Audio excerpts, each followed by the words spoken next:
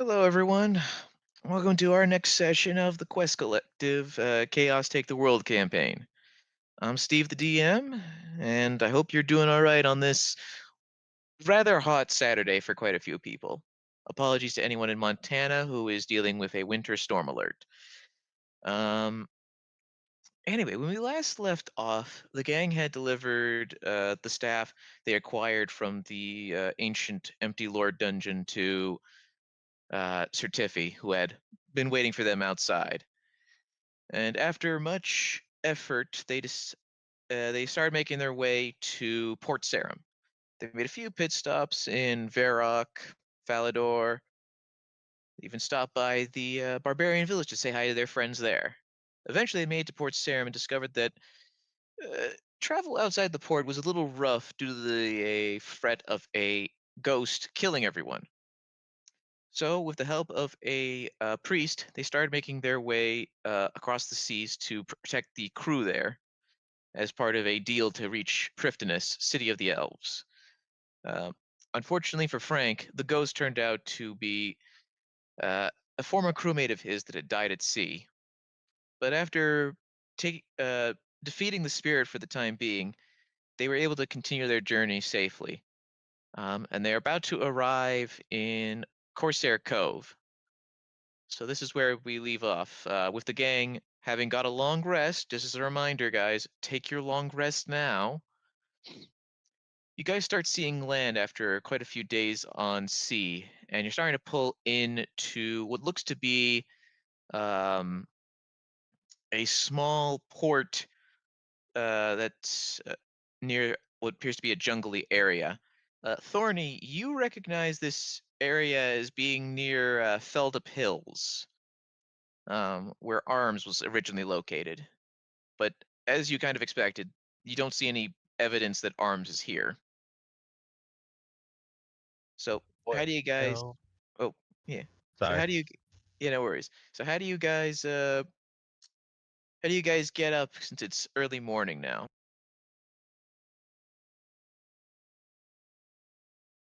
We are still on the ship, right? Yes.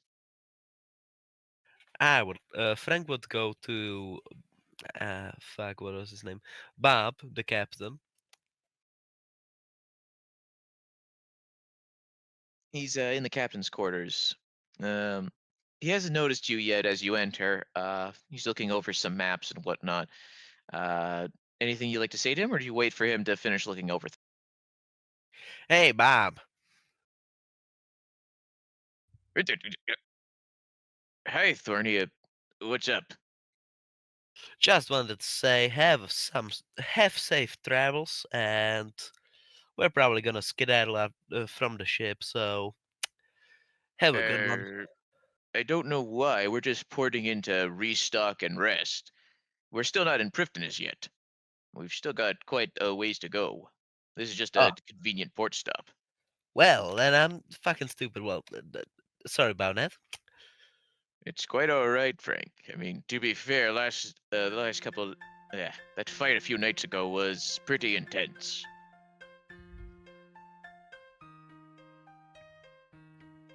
Well, sorry for bothering you. I'm gonna go now. Probably gonna get some more sleep in, cause my head ain't thinking straight. Yeah, you do that. Hmm. Anyway, you guys see Frank emerge from the captain's quarters. Do you guys want to do anything before the ship reaches the port? No, but you said we were at the area that Moblin Corsair Army. Cove. Yeah, so we're in the hills, right? Yes, we're technically in the southern part of Feldip Hills. All right, so yeah, no, no. Um, The Hard Rock points and goes, "Me home, not here, but me home. It's in that region. We are close to me old home." Welcome, Clyde. I guess I should bring you up to speed. So while you were gone yesterday, you guys gave the staff to Certifi. You took a very long about way to get to Port Sarum, and last time, the gang fought a ghost of one of Frank's crew members that tried to kill him. So now you guys are on your way to Prifddinas. and are docking off in Corsair Cove. Oh, okay. Thank you. Anyway, yeah. So Hope Rocket just pointed out that you guys are now in an area that's really close to her original home before she was on the moon.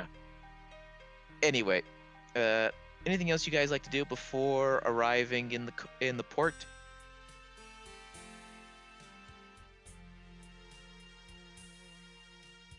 Luke would whip out a cigar and light up on the side of the ship facing towards the shore or what have you, and just look at it stoically as he puffs away.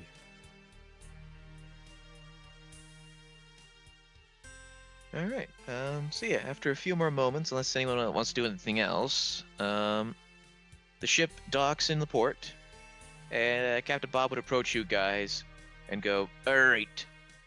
So we're porting here for a little while. Got to restock our supplies, and honestly, take a break from the seas.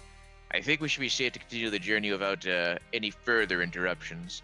But for right now, try to get some rest, or just try to enjoy it. This is Corsair Cove, where a lot of, let's just say, good-meaning fellers are. Once you're ready, just come back to the ship, and we'll set off again." And then you see Bob head off, and you also see Iris, the priest that was helping you last time, make her way to get off, and she goes, "Thank you again for your help. This is where we part ways, and I wish you the best of luck on your journey going forward." Bye-bye too, miss. Yep, she nods and disembarks. So, if you guys look around from where you are on the ship, you see that there's a bank, a few houses, what looks to be something like a sauna of some kind, and then you also see that there's like a throne placed elsewhere. Where would you guys like to go? So Hobrock looks around and goes, this place looks familiar. Me remember talk from female Ogress about making this spot a spa?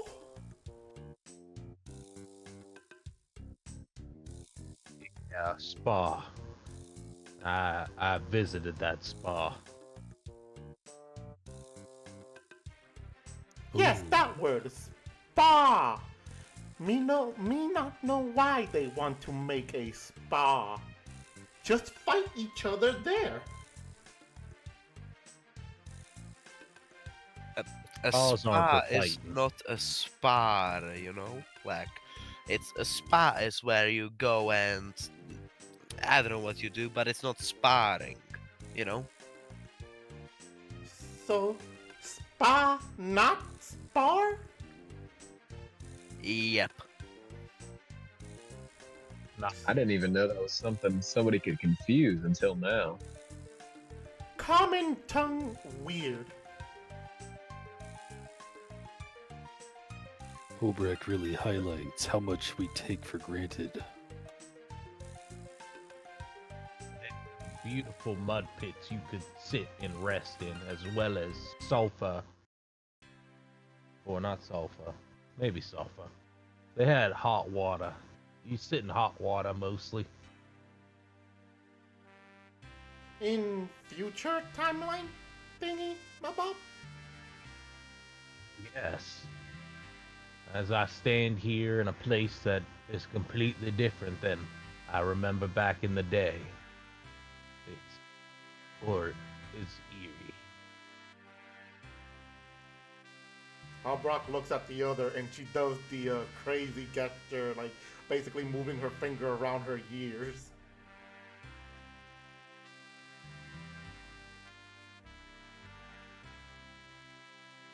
Frank does like the indecisive head nods, like, maybe not, maybe yes, who knows?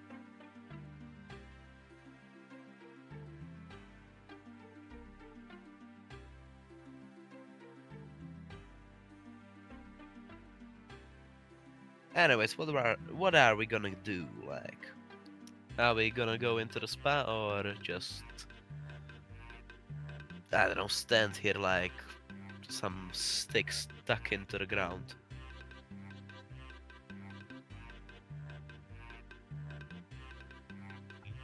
Gonna go wander around, see if anything's the same. Then Murphy just kind of wanders off into a random direction. All right, roll a d4 for me.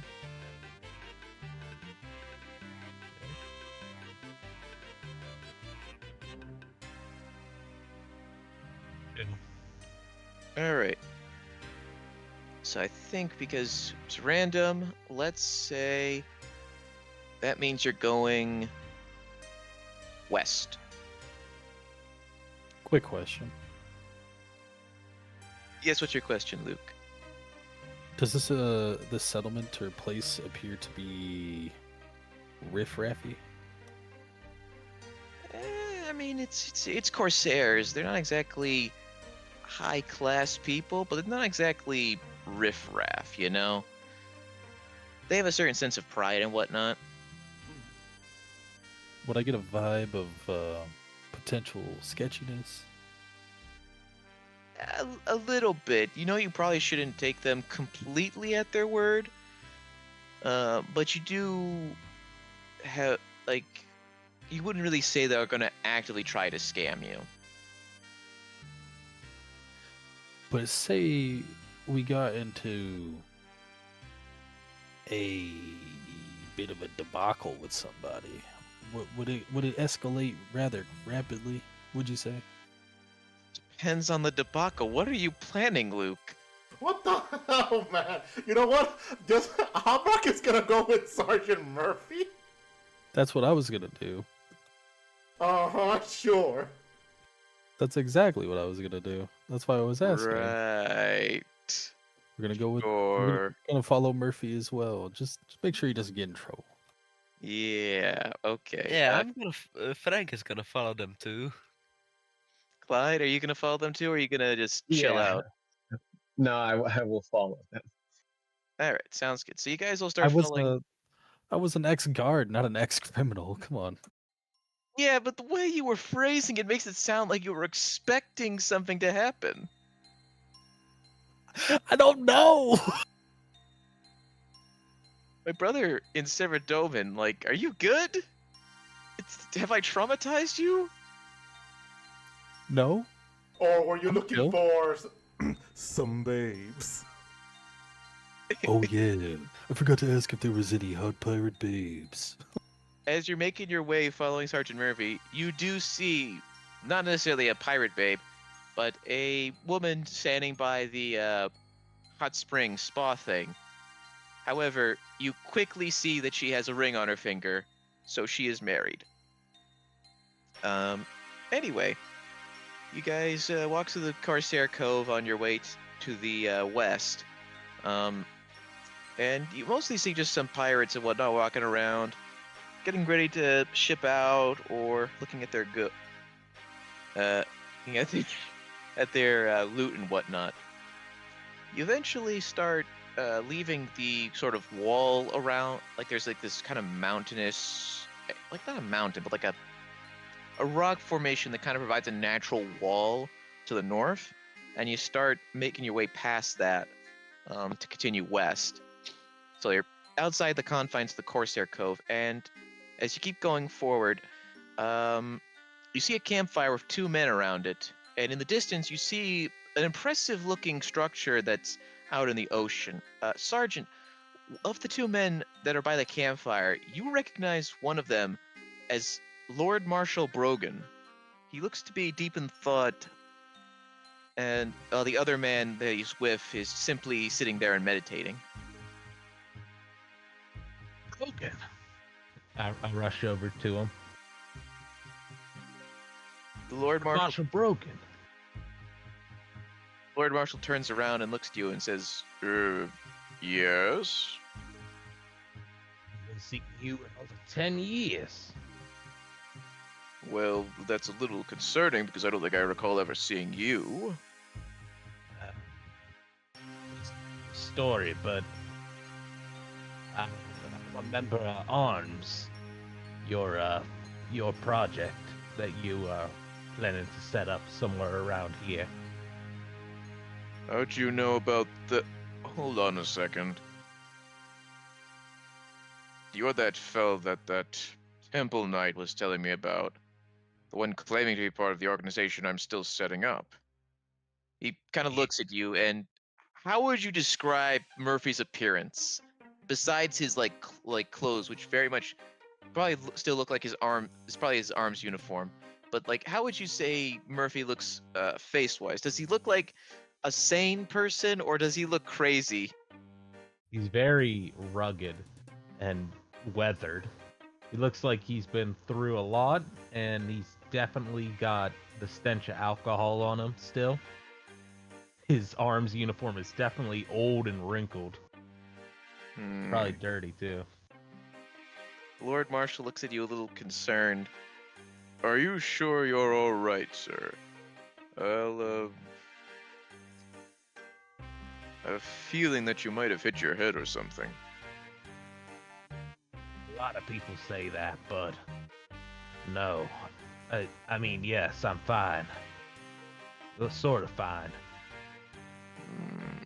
Brock would just be standing there letting Murphy have his, what she is assuming is some kind of reconnection. Well, Sergeant, I'm not entirely sure how you know about arms, or my plans to mobilize my armies here. But, well, I suppose I'll look you up when things have settled down. It sounds like you might have something useful to share. Yeah, I suppose so. I was familiar with everything, including the final days of Arms on the main continent. This is the main continent. Yeah, but I mean, after the ninja attack, you guys sort of just left. I assume you went to some sort of islands or something. I'm sorry, the what attack? Hobrock quickly interferes and goes, Friend Murphy not know how to speak from heart. He is from future. She steps back a little bit and she just shrugs so Murphy doesn't see her do the shrug and then the crazy finger gesture. The ninjas destroyed Arms, or at least attacked Arms, caused you guys to retreat off main lands. I see. I'll bear that in mind for the future then. Washanko Isles. Uh-huh. You guys can see that Lord Marshal Brogan is very confused right now. Like, just straight up, no idea who this drunk man is or why, what, if anything he's saying is making sense. Like, he's just very concerned for Murphy's health, if anything. Luke would kind of speak out the side of his mouth towards Frank and Clyde. You're there too, right? Yeah.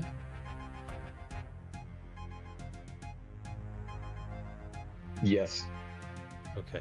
So he would speak out the side of his mouth to Frank and Clyde, and he'd be like, "Oh boy, this is getting kind of awkward." Yeah, it is. Yeah, definitely. I don't even know what to do. I want to look away, but I can't. It's like watching a horrific accident. You definitely want to look away, but I don't know. I can't. Yeah, there's just this awkward silence as the Lord Marshal he doesn't know really what to say except for, thank you for visiting, Sergeant. I just remembered. I reach into my bag and I pull out the old mysterious note that told me about the ninjas, and I show him. The Lord Marshal takes a note and reads it over. His eyes kind of get a little wide as he looks it over, like a couple more times. He goes, "This is definitely my handwriting, but..." Huh. He then looks at Murphy a little bit more, like, a little less skeptical and a little bit more convinced that Murphy might be from the future. We left this here to inform any arms members that were still left on the mainlands about the attack.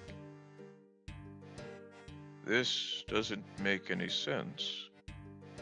But if you are from the future... Oh yeah, by the way, guys, do me a favor and roll a... everyone but Murphy, roll a perception check. Woohoo! What kind of trouble are we in? No trouble. Just want to see if you guys notice anything. Alright, Dopes. perception, right? Yes, not persuasion like you usually mix up. Go fuck yourself. Hey, you keep trying to persuade people to see things.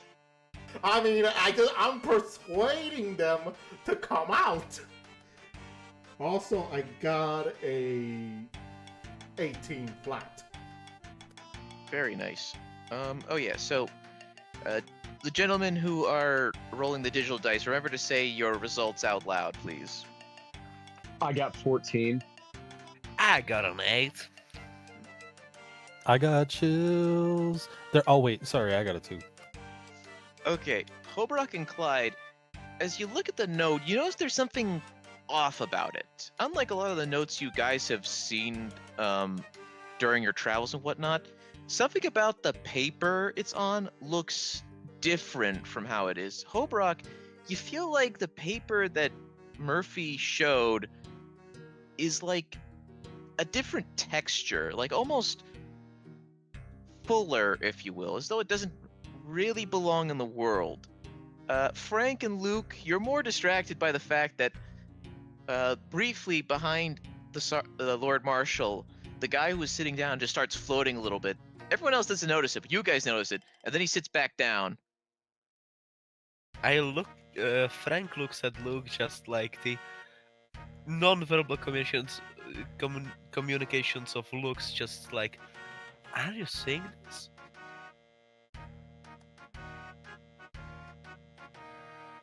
Luke would look back at you and then just kind of subtly nod and then look back at the mysterious dude. All right, I'm going to be right back. I need to check on something real quick. But you guys keep talking amongst yourselves. But before that, the Lord Marshal hands Murphy back the note and says, I'll keep in mind what you've told me, Sergeant. And if I discover anything else, I'll let you know.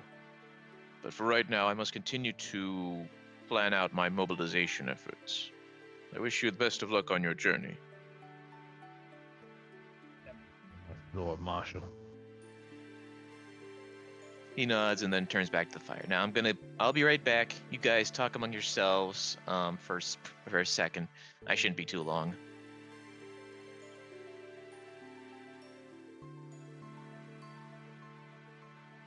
Well, that was nice to see Lord Marshal again. I haven't seen him in so long. I'm a little disappointed, Murphy. You didn't tell him that you had a junior cadet. Oh, well, I should have done that. How Needed brought- to make that official. Sorry, I thought you finished because my thing cut off. Hobrock looks at the paper as Steve said, right? And as you're walking back to us, Hobrock goes, "Paper look different, not like normal paper." It's just normal papyrus. But it don't look like one. Found at it. Looks like everyone I've ever seen. Maybe in the future they have different production methods. Maybe.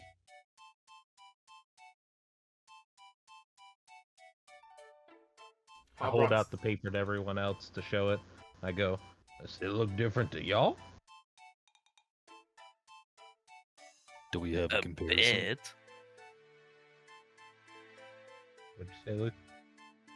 I said, do we have a comparison?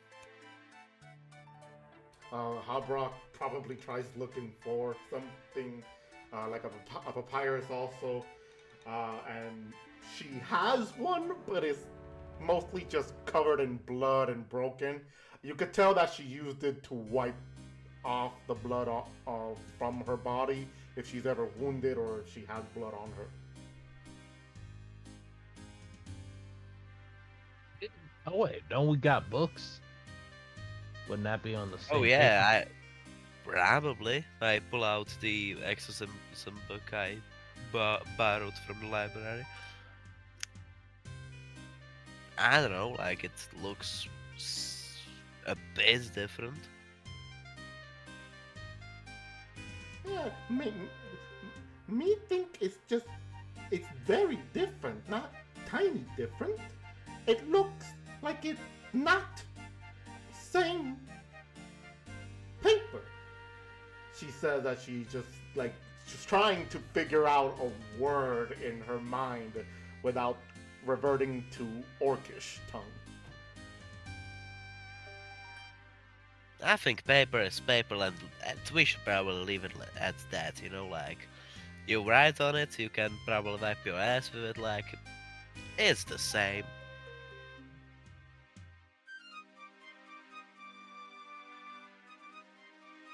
Well, I put my note back in my sack. Good to know that Lord Broken seemed to believe me a little bit at the end. Maybe I should lead with this note in the future.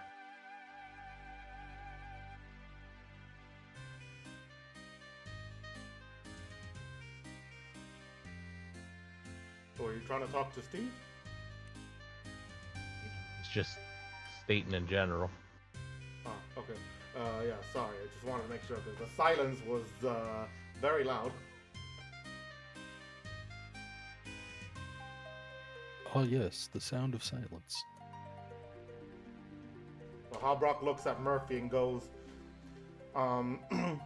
good job now. You stopped ninja from attacking in future. Maybe. What now?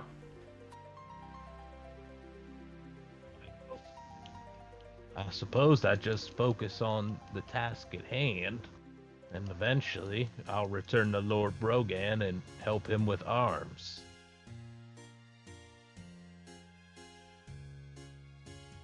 But maybe you focus on going back to your timeline? There can't be two, Murphy. She looks at Luke, who, if I remember, she knows is from the Wizard Tower, and she goes, right?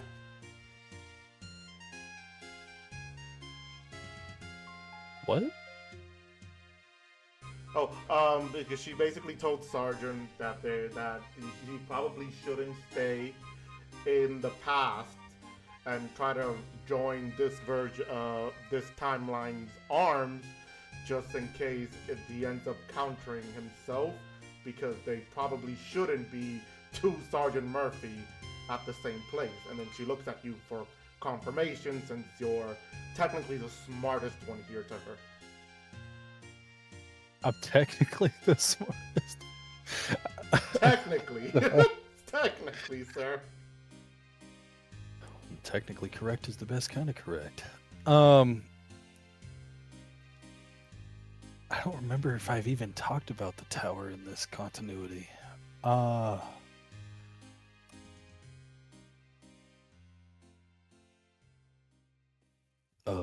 Yeah, Hobreck, that could be a potential issue.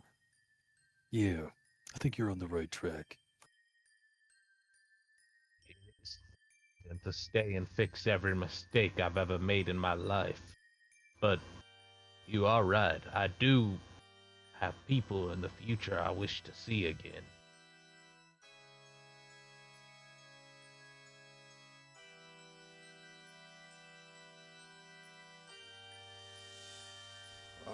Ooh, trying to keep this going for Steve so like that when he comes back. Oh no, I'm back. Oh, there I you was just are! waiting. I was You just, son of a bitch! yeah, I was just waiting for you guys to finish up. That's all. Plot twist, he never left. He was always here to begin with, just spying on us. Always watching. Alright, so then Hobrock goes, and she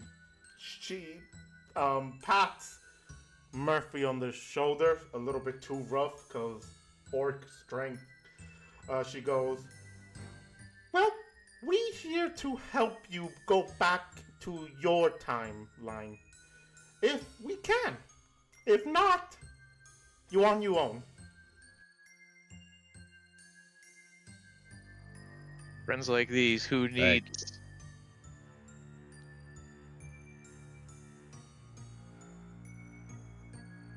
Hope I can return home.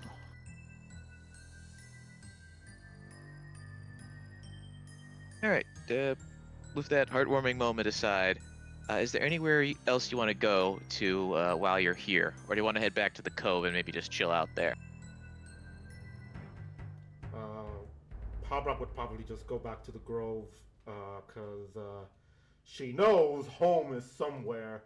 Because you can see her just looking around, trying to recognize the area, but she can't really recognize it that well, hinting that she hasn't been in this section of the region.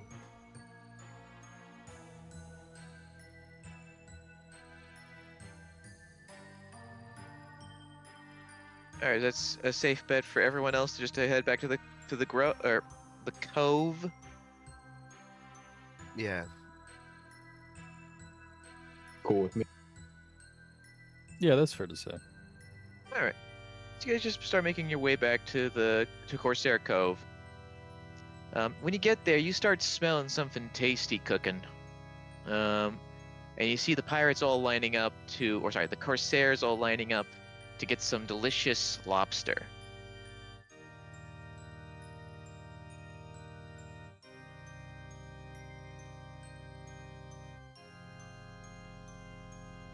Did you guys hear me, or are you just trying to process the idea? Yeah. Okay. Yeah, like the Corsairs are lining up for lobster. Yay.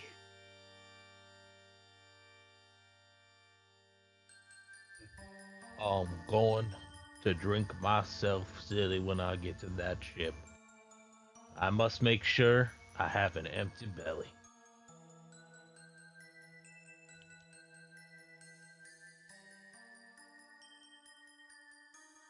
All right, so I'm guessing you guys just want to pass your time until you set off then. Yeah, I guess. I mean, unless someone wants to do something while here in Corsair Cove.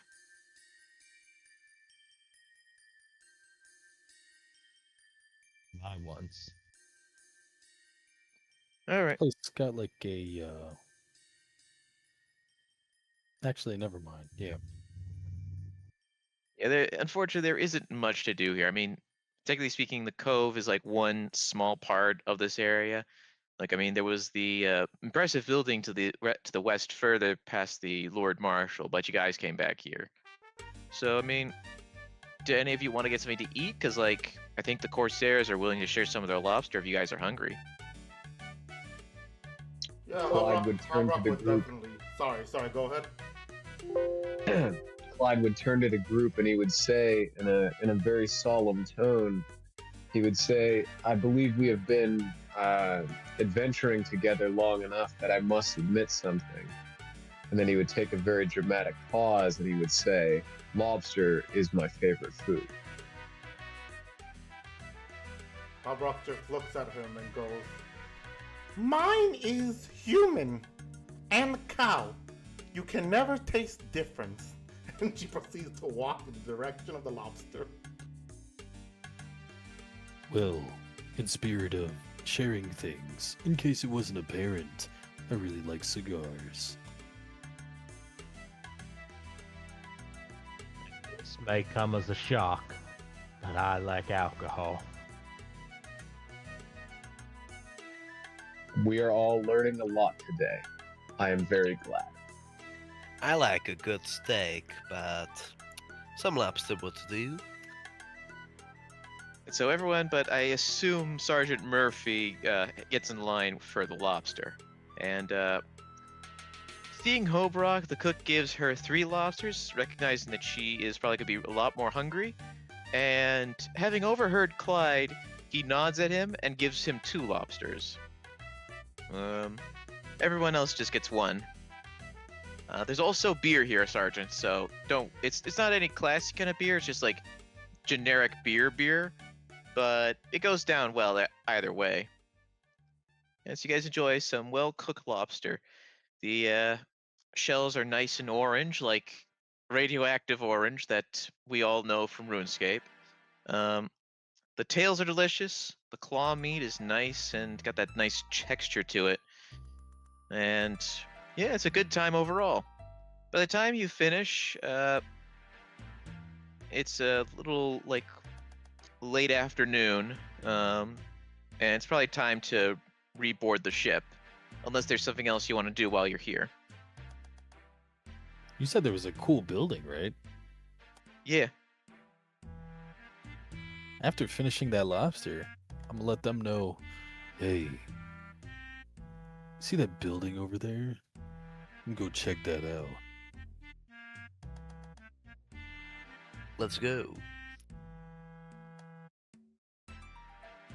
All right, Luke, Frank, and anyone else who wishes to go with them proceeds ahead go back west, past the Lord Marshal and his sitting friend, and you guys eventually arrive on this bridge that goes out into the ocean and eventually leads to this massive gray stone building. You see a variety of people all wearing the same cape going around from what you can see from the inside, and standing at the front is a guard. How do you guys want to approach it?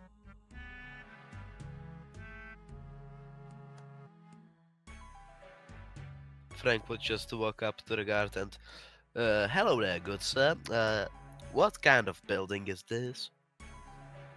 Welcome to the Myths Guild. This is a guild for all kinds of heroes who have truly mastered who have traveled these lands far and wide and have conquered many a foe.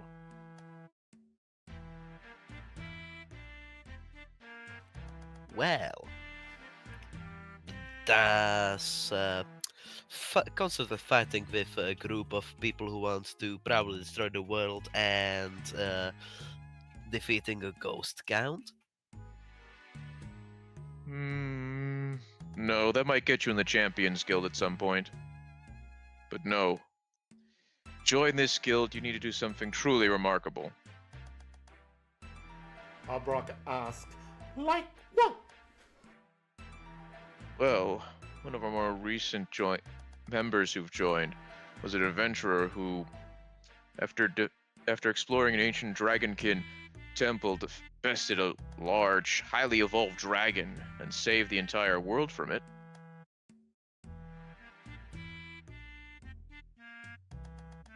Hobrock looks and nods and goes, what if I punch that adventurer in face? Nope. She grumbles a bit before she looks at Murphy and goes, "Oh, you from future?" She says, like nudging him, and goes, "Is any of us in this guild?" Even heard of the Myths Guild? Roll a history check for me, Murphy.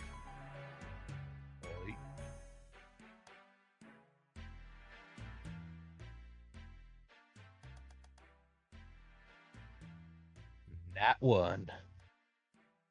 Yeah, you don't know shit. When you try to think of the Myths Guild, the only thing that really comes to your mind is the mythical ale known as Goldian Ale. but that's the closest thing you can think of to a Myths Guild. So you're kind of unaware of anything. I said I really don't know anything about this Myths Guild. It's got me a little thirsty though, thinking of some alcohol. I take a sip of my keg.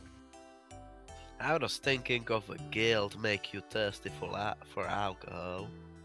It reminded me of as you said. What was it called? Oh, Asgoldian Ale. Oh, it reminded me of Asgoldian Ale. What? You know, cause like gold and guild. What? I'm not gonna lie, I feel like you just kind of use any excuse to drink. Now you're sounding like my girl. And what kind of drink is called ass gold? Like, why do you make a butt into gold and drink out of it? You know, darn well I said Asgonian. Asgonian, like the land. What is... Who would name a drink after a butt and gold? You lived in Asgonia.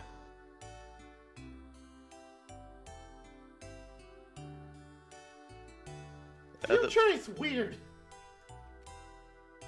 The guild keeper just kind of looks at you a little confused. Or sorry, the gatekeeper. He looks at you a little confused at what you're talking about. Luke would nudge the gatekeeper and be like, "Patience is a virtue." You know what I'm saying? I think I do, but I also don't want to know.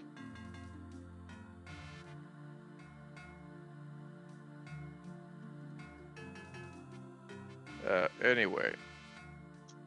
The key ways of joining the guild is usually some kind of heroic feat or discovering ancient secrets. Something to make you seem mythic in a way. Not just anyone can join. Ooh, ooh, ooh. She raises her hand again. Yes? Me is from Moon. Me travel to Moon. That count? Nope. You see, a lot of us have been to Zanaris. It's not that special. It's impressive, I will say, but quite a few adventurers have been there. What Does about- finding ancient artifacts count?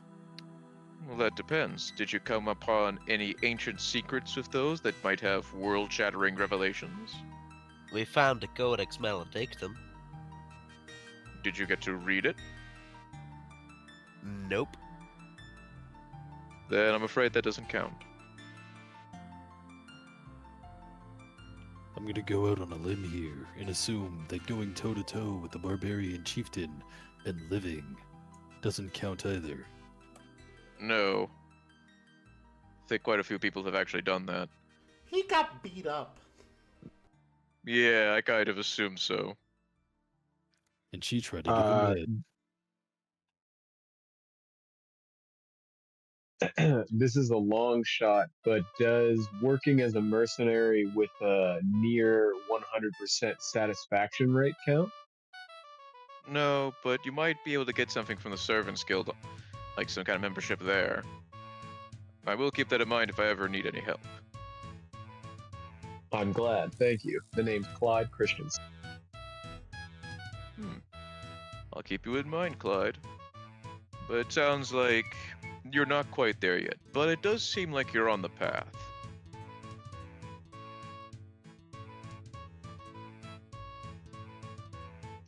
Well, then I think we should go and get going to go get mythical, I guess.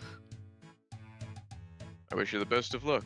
We'll be watching your careers with great interest. Havrock nods as she finishes up whatever left she has of her lobster, which I wanted to mention, but I forgot. She doesn't know how to eat a lobster. She's eating so through she just she's eating through the shell. nice and crunchy, I guess. You guys just hear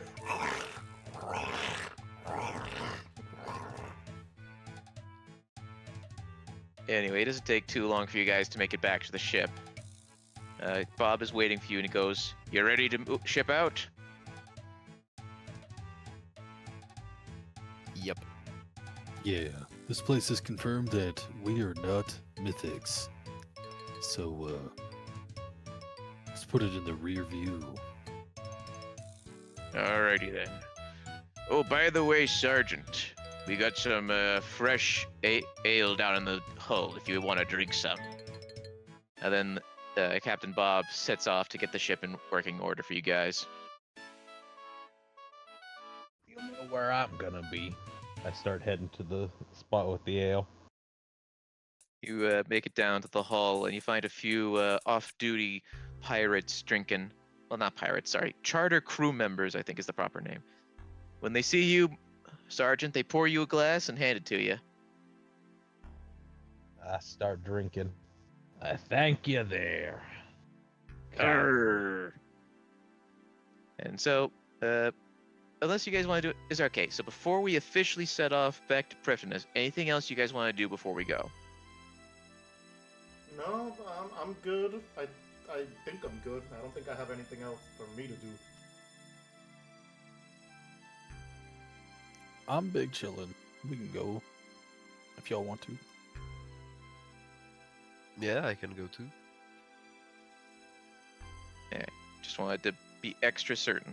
Clyde, you good? Yep. All right. So after a few more moments, the ship sets off, and you start leaving Corsair Cove. It takes a few more days for you guys to reach Prifddinas, but as a few days later, as the early morning sun is starting to rise, you guys on the deck are your attention is drawn to this shining city of crystals in the distance. And as you get closer and closer and the sun starts rising, you see Prifddinas, City of the Elves, with its gleaming towers of crystal hanging above a forested area below it. The ship pulls in, and Captain Bob goes to meet you guys and says, "You did good. Thanks again for your help. Now, Trader Stan wanted me to give you out a little reward if we made it here unharmed, and you managed to do that pretty well. So, here's your pay, and you all get 1,000 gold pieces." Ka-ching! Hell yeah. Just to make sure I heard you said 1,000. Yes, 1,000. Awesome. This is where we part ways, then. I wish you all the best of your luck on your journey, and best of luck with that one in his quest for babes. He's pointing at Luke for that.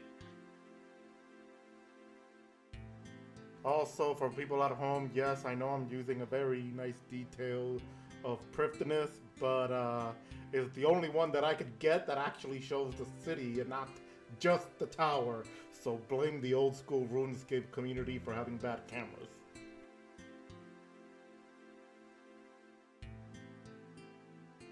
Anyway, so as you disembark the ship, you see the glowing crystal walls around Prifddinas, which have this kind of nice weaving of wood and crystal. And you see a couple of soldiers standing guard by the gate, but it's open for right now.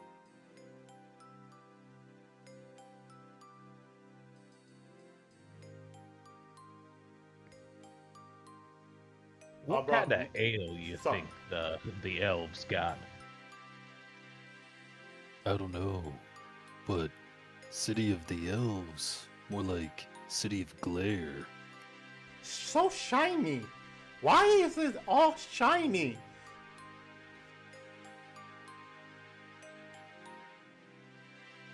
I can barely see it. With my cataracts, I can barely see anything.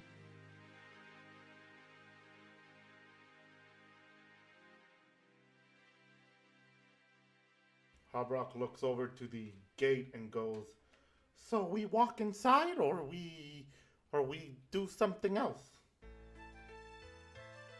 Can we Can we do that? Can we just walk in? Gates open.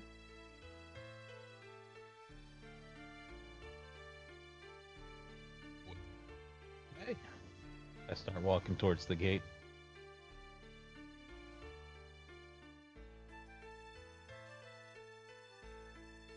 Frank you- goes too. I'm ahead Yeah. with Frank as well. Or, yeah, it doesn't matter. Frank. That's fine. I'll go Frank.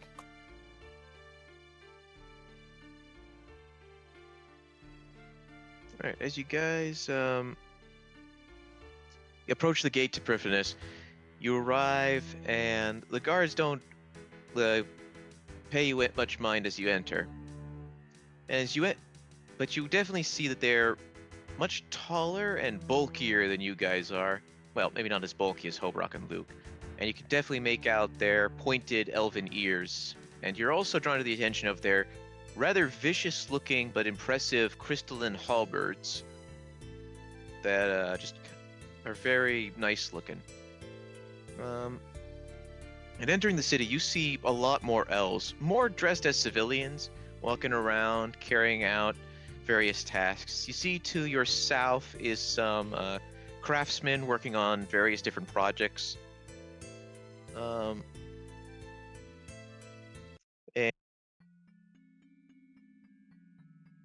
to the north, you see quite a few magical-looking elves walking around, making staves and carrying around some runes.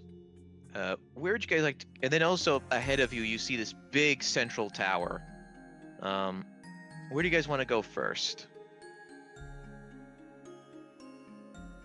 Very out of place in this location.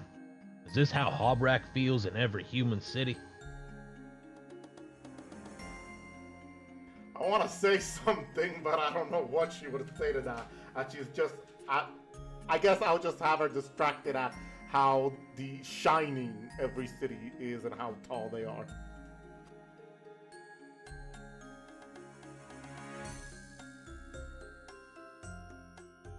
Where do we go in an elven city?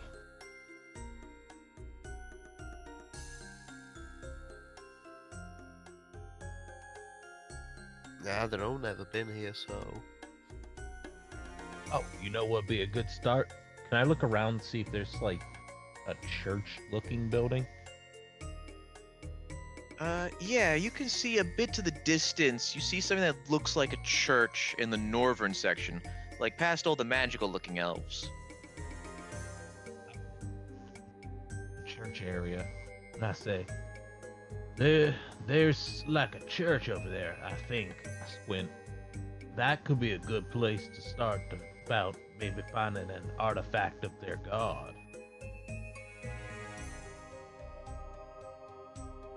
That sounds reasonable.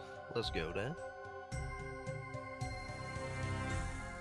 All right, as you start making your way north, and you pass through the magical elf section, you see that there's various little banners around it with like this kind of nice dark blue shade colored banners with owls on it. But as you start getting closer and closer to the church, you start seeing some red banners with rabbits on them. And you'll see that they take more prominence and that you're surrounded by a lot more, not priestly, but sort of more religious looking elves. You see a lot of them in deep meditation, just posing and stretching, various, seemingly in a kind of prayer of some kind. You also start approaching the church, but Sergeant, as you get closer to it, you sniff the air and you can definitely smell that there is some alcohol nearby, and you can see an inn not too far from where you are. I start back and forth, like looking at the church and then looking at the inn. He's like, why don't we take a quick stop at the inn? Maybe there's someone there that could assist us. You're just looking for an excuse to get drunk, aren't you? I'm already drunk. I'm looking for an excuse to just try some elven ale. Maybe it'd be best idea to wait until we at least have information on artifact. I hate it when you use logic. Doesn't suit you. I say, and I start walking towards the church. All right. Well, as you get close, you see that there's just an altar in front of this larger building that seems to be more like kind of a hall of some kind. So you see that it's a simple wooden altar, and behind it, in the tower thing that you admit it's thought as a church, you see that there is a single elf sitting in meditation, cross-legged, with a wrapping around her eyes. It's like their version of the seers. I go, hey, blind elf. Can you hear? One can hear, but whether one speaks is another matter entirely.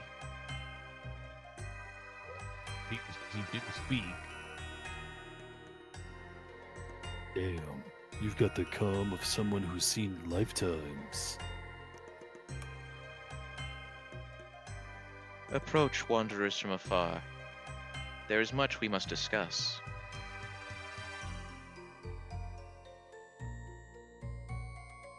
I do so. All right. What do you want to discuss, miss? Most travelers who come to this section of the city seek out the inn, for it is where they can find much to drink. And yet you have come to me, to this place that is sacred to Lady Seren. To what brings you to these lands?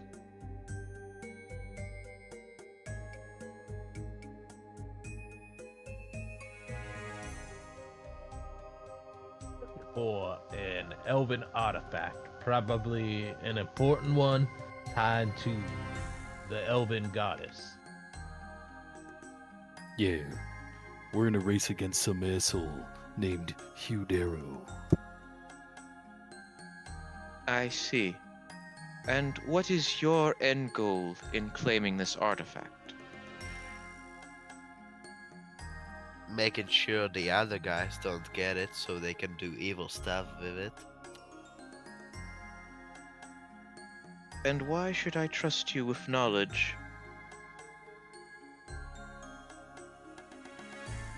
Well, you don't have to trust us, like. Also, ain't you psychic? Can't you just read my mind? I am not psychic, but I am well attuned to the world around me.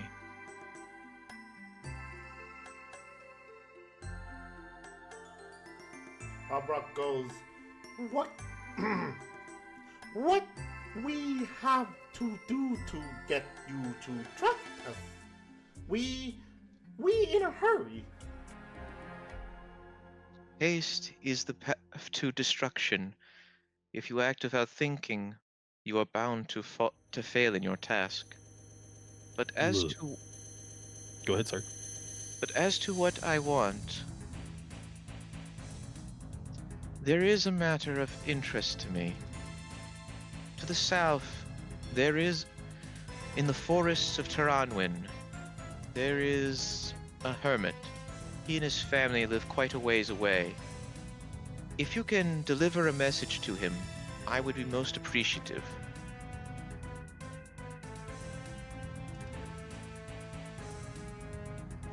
Alright, and what message would that be? The elf reaches into her coat jacket thingy and pulls out a rolled up scroll and holds it out for one of you to take. Luke would grab it. Bring this to him. That is all. Fine. But in the meantime, Just keep in mind, you've protected this truth longer than I've been alive, but keeping it locked away won't stop the ones who want to twist it.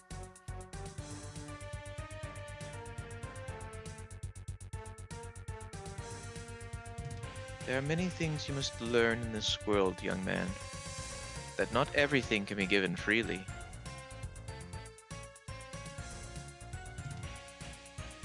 Well, if you give me the blade, I'll make sure it cuts the right throat. And he would be kind of done for the moment. How Kinda did we gonna get- walk away?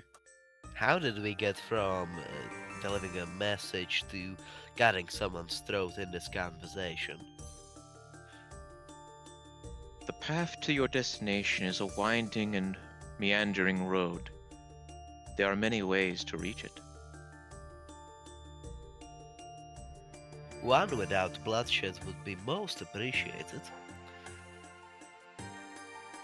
In an ideal world, perhaps, but sometimes violence will one day be necessary, no matter how much we wish to avoid it. It was also a figure of speech.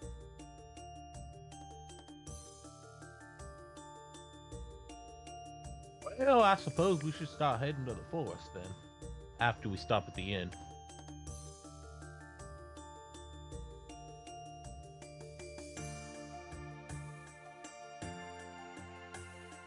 I assume you guys are going to the inn now?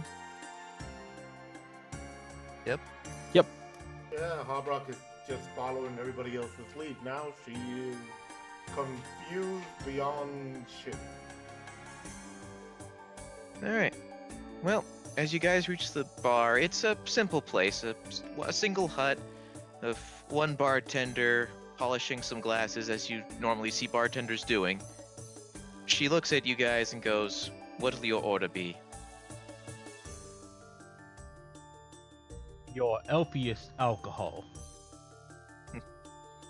That'll be 6 gold a glass. Alright, bring me 2. 12 gold, please. And then she puts forth 2 glasses of this kind of light purplish liquid. Enjoy your elven dawn. Elven Dong. Now that doesn't sound appetizing, but I'll try it. I Alright, give as it a you- little taste.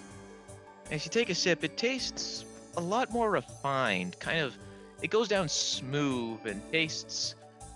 Well, it tastes very fruity, like they use a lot of natural berries and whatnot in brewing.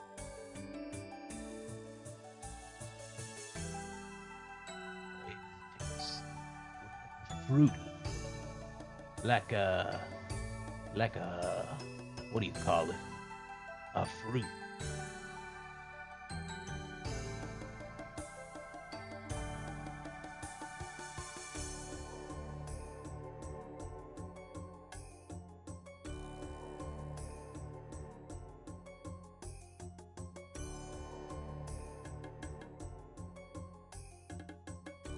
The silence is because one of our members didn't want to interrupt and was trying to understand if he misheard what Sergeant Murphy said or if he heard correctly. Which he heard correctly, and I'm pretty sure some of you are probably wondering too. Yes, he said dong, not dong. Sergeant Murphy. Tell them you'll put your logo on your body so that they give us free alcohol.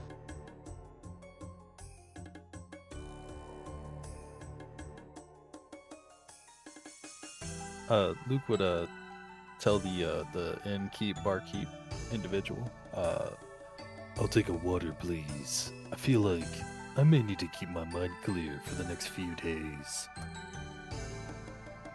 She pours you a glass of water. Enjoy your drink, milk. Right, sir. I would like this Elven Dawn. Me too. 6 gold. 6 gold per glass. Alright, there you go, miss, and you know what? A little bit of a tip. And I hand over 8 gold. She Thank you, sir. Instead of grabbing a handful, this time she grabbed like 3 fingers full, which is probably, I would randomly say, is probably like 17 gold coins. And she goes, here, like just giving it to you as if she's handing in not only the right amount, but tip. Like she doesn't care how much she spent, she just gives you the gold coin. Bartender takes your gold. She gives a normal-sized glass of Elven Dawn to Frank, and then she pulls out a larger glass and fills it up with Elven Dawn for Hobrock. Ooh. And Hobrock grabs it and starts gulping it down. Compared to other alcohol, Hobrock, you find this one is a lot easier to drink. It's very nice. Hobrock just puts it down and she goes, this tastes better than normal drink that you had, Murphy. Well, I mean, to each their own. Little fruity, but ain't too bad.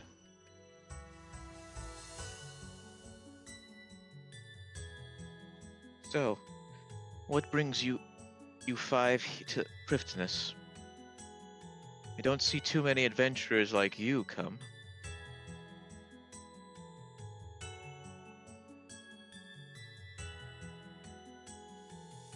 Well, we're trying to get artifact. I see. And how do you exactly plan to do that?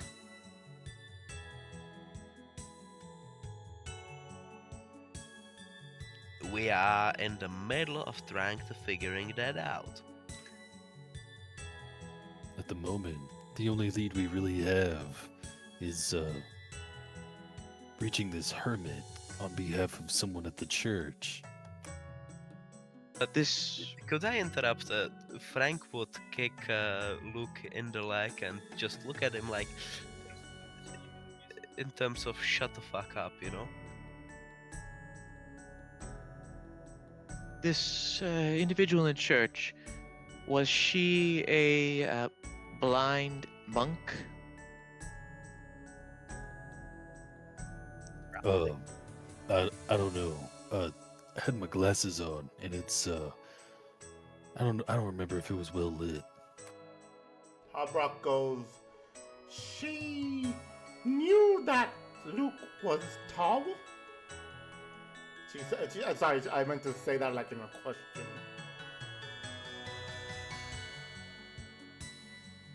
I don't think I recall her saying anything about Luke's height. I know, that's why Hobrock is Oh, saying that's why. that. Hobrock. Because remember, all she knew was this monk was confusing. Oh, okay, right.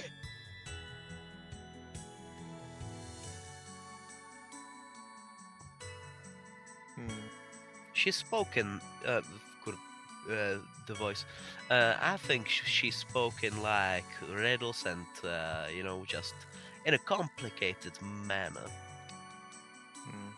Then you were likely speaking to Lady Heffen, the leader of our clan. And more than likely, she gave you a task to try and find Finn Morris. He's a difficult man to deal with.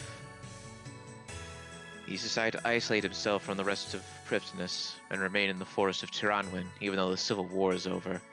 So I wish you the best of luck trying to find him.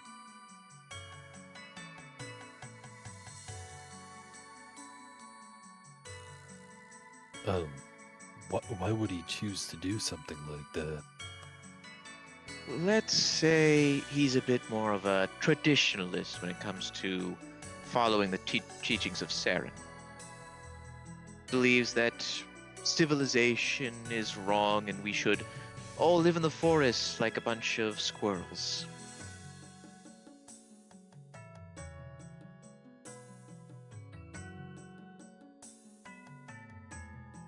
Civilization. I'll stay right here. Am I right? Unfortunately, the man is obstinate about it.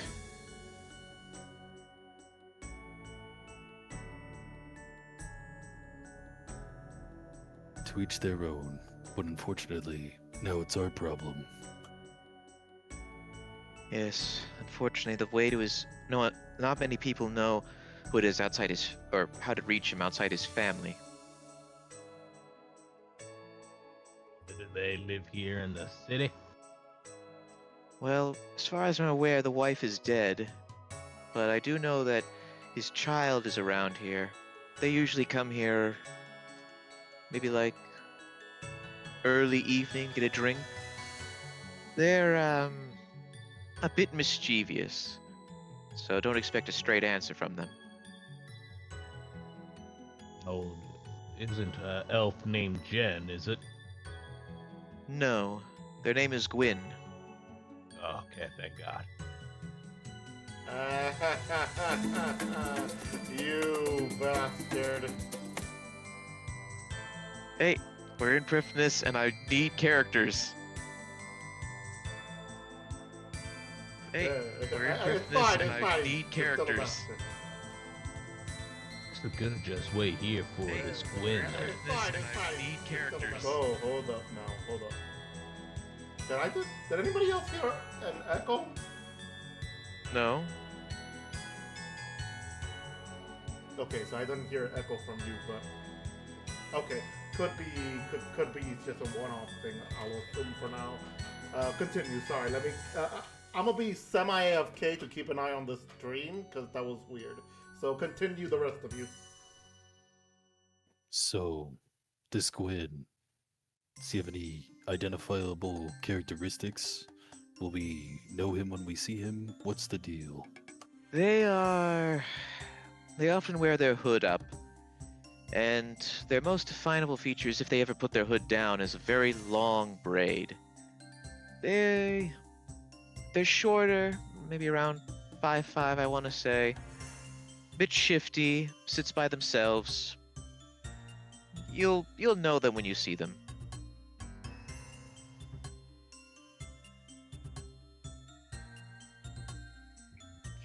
Elf. I'll remember that. Anyway, enjoy your drinks. Let me know if you want anything else. Thank you for your hospitality.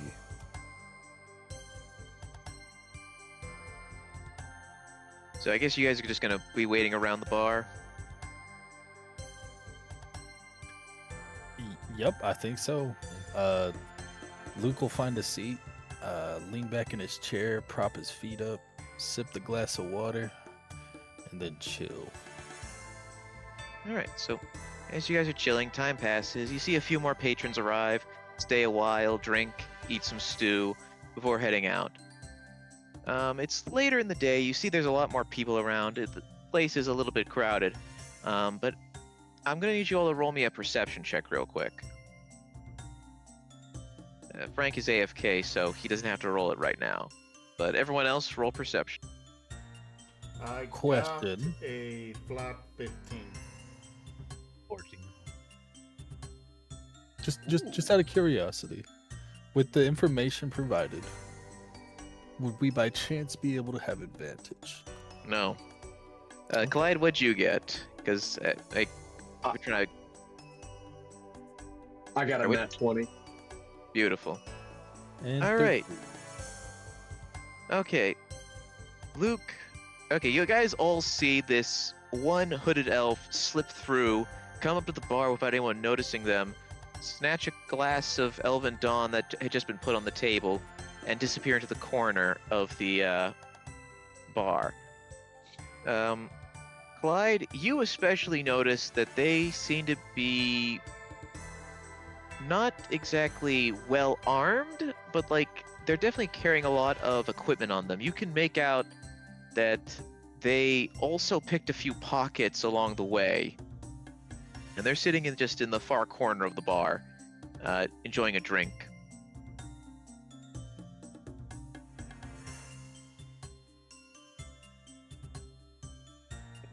Be our target.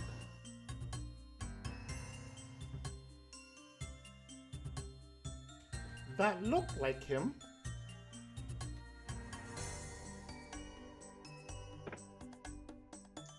Yeah, I feel like that has to be. Yeah, I'd say the hood checks out.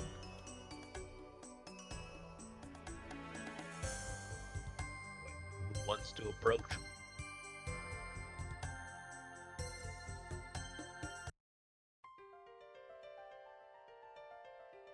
Salesman, go over there.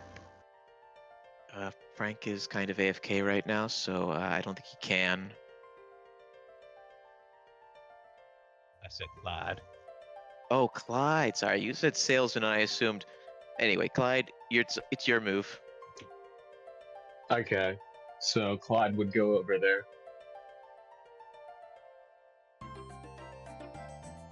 As you approach, the elf looks up at you, and they just kind of give you a look and go, "All right, what do you want?"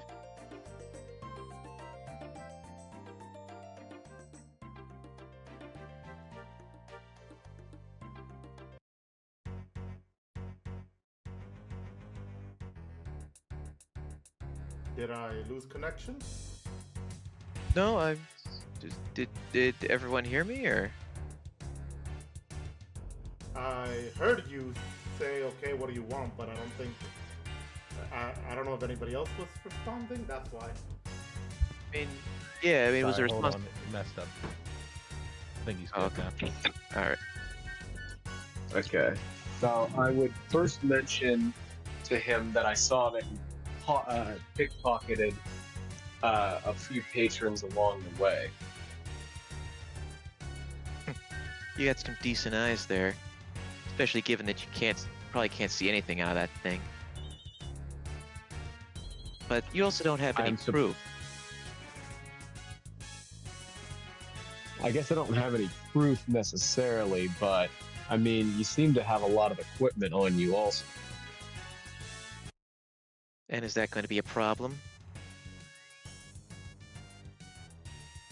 Not necessarily, but I'm not exactly too happy about what you. Well, I suppose you'll just have to deal with it. Albrock sort of just nudges Clyde and goes, ask him.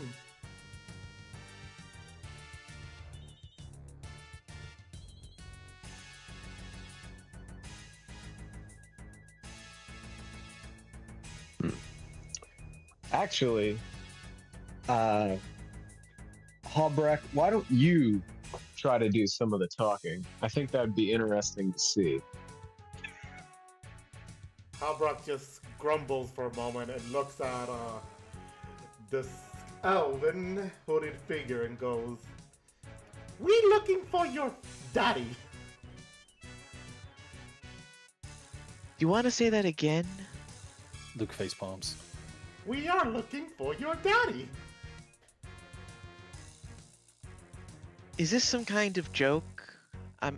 If so, I don't think I find it that funny. Albrock points at her face. This, which is serious, this look like joke to you? In a cosmic sort of way, yeah. Ooh, sick Albrock bird. goes, first of all, damn. Albrock looks at Clyde and goes, what? I'm kind of left a little bit speechless, but you're doing good so far, Hobreck.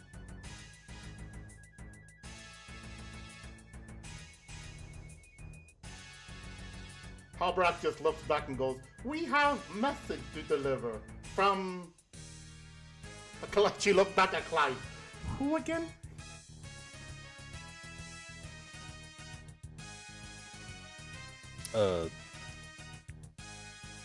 Luke would approach and pull out the note given by the or was it a note, or is it like some like more of an official like sealed letter thing, or It's a rolled up note that's tied with string, not sealed. okay, he'd pull out what appears to be like a little parchment scroll with twine or something, and he'd say, on behalf of some priestess of sorts from the church, We're trying to find some hermit that lives out in the sticks still. Very traditional kind of guy. The innkeep said that you might have some idea on how to track him down.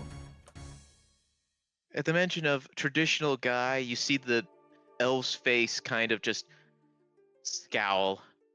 Oh, you're looking for my dad. God damn it. Saren, help me. Hobrock goes, that's what I said. Luke All would right. pat Hobrak on the shoulder. Yes, Hobrak, that is exactly what you said. You need to really tell your friend that daddy, in a public conversation like this, is not exactly the best thing to say unless you're 5. Well, for all you know, they could be 5. The elf looks at Hobrock and goes, Are you 5? Hobrock goes, 5 what? I'm only 1. Like she points at herself, like looking around as if there's 5 more ogres. I mean 4 more ogres. Orcs, goddamn. 4 more I'm orcs. laughing my ass off, and you guys are not letting me focus. Just casually killing David with laughter. The elf just shakes their head. All right. Do Well, you let feel me just- any better for asking? No, honestly, that was awful. But anyway, if you want to find my dad, it's a lost cause. The man will not see you. And if he sees me, he's going to lose his frickin' head. Oh, so that would expose him, yes?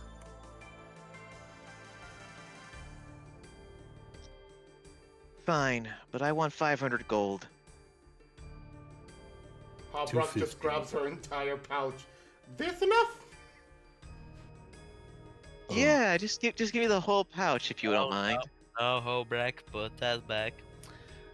Frank takes his pouch, pulls out exactly 500 gold pieces, and is like, alright, so 500.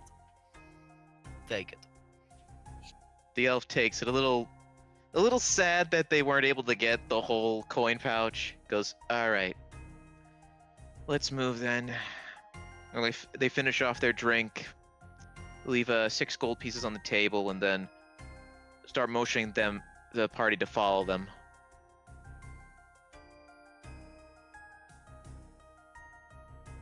Hobrock proceeds to follow. Yeah, sorry, I need to just say where you guys are going now, because I know you guys are just gonna follow. It was a Luke would give him an extra 100. Thank you for your cooperation. Don't thank me. You're going to not like when you get there. But they still pocket the extra 100. Anyway, they started leading you through the to the south. You go through the large tower you guys saw in the center of the city, and while you're passing through it, you can hear a kind of singing echo throughout the chamber. It's ethereal and almost divine, the voice you hear, before you're quickly out of it and head towards the southern gate. The elf... For a moment yeah. there, I could have sworn I heard the babes calling. No, that's just the voice of our goddess. That's the Tower of Voices we just passed through. Damn, your goddess sounds like a real babe. Hobrock just like cleans her ear and she goes, goddess sing bad. Try not to say that when you see my father, otherwise you might find yourself 5 feet under. Under what? The earth. Or water. Why would I be under dirt? Makes no sense. Elves are. This elf is dumb. Maybe we should look someone else. Of course I have to get one of the idiots. Anyway, you guys reach the southern gate and pass through without much issue. And before you, you see just a massive expanse of forest, just as far as the eye can see. The elf turns to you guys as you guys cross this bridge over a small river and says, "All right, you're gonna have to follow close behind me because there are traps all over this goddamn place from the war. And my father has a nasty habit of picking the most remote places to be. So, are you ready to follow behind me, or do you want to die in a pit trap? Maybe we should hold Murphy hand. She says, looking back at Murphy to see if he's like with us. Stumbling behind you a little bit. Hold my hand for what? I know how to walk. Yeah, you may want to help Grandpa over there across the street. You're probably older than me. I know your looks. I'm only 40.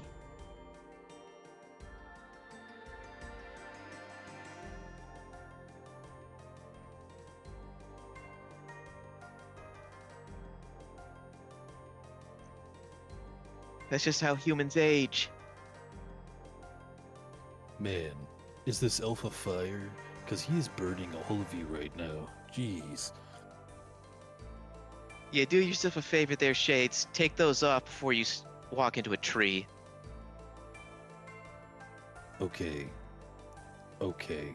Okay. I take that back. No. No. You don't get that compliment anymore. Frank Yeah. starts looking a bit scared of that he might catch some heat from the elf. What are you looking at, Four Eyes?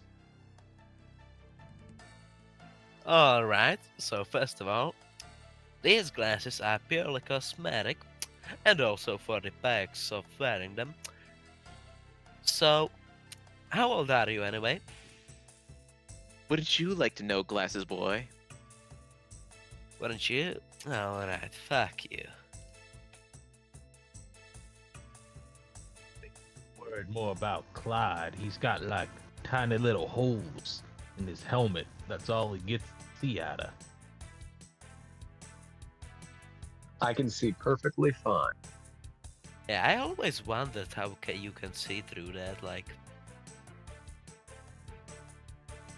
Given he's the only one who noticed me pickpocketing people, I'm inclined to think that the rest of you might have an issue with sight. Oh, I was not paying attention at all, so... happens. One eye. Alright, I think we've fucked around enough. Let's start moving. And then you see the elf just start making a dash for like one of the trees for you guys to follow them.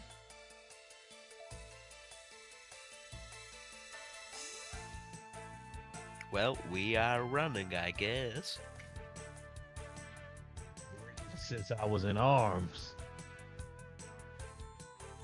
Yeah, Sergeant, Watching give me that a... elf run gives me a feeling of like I need to say something like Jenny. What were you gonna say, Frank? Steve, how fast is he running in terms of feet? I believe when I was checking their movement speed, like 45 feet? 45, he's running, alright.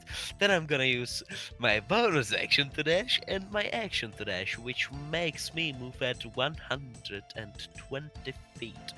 I'm just gonna basically speed blitz him and just look at him with a smug ass grin. Yeah, well, unfortunately for you, as you do that, you see the elf do the same thing, moving a total of 180 feet past you. Fuck.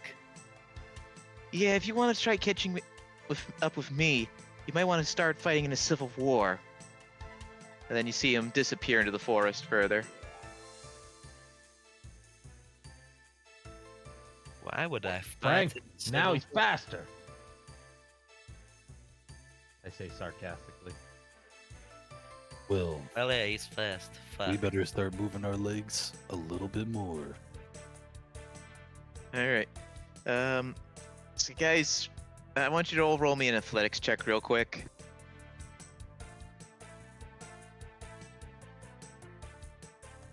Well, I'm sorry, I'm semi back. What did I? That is a 15.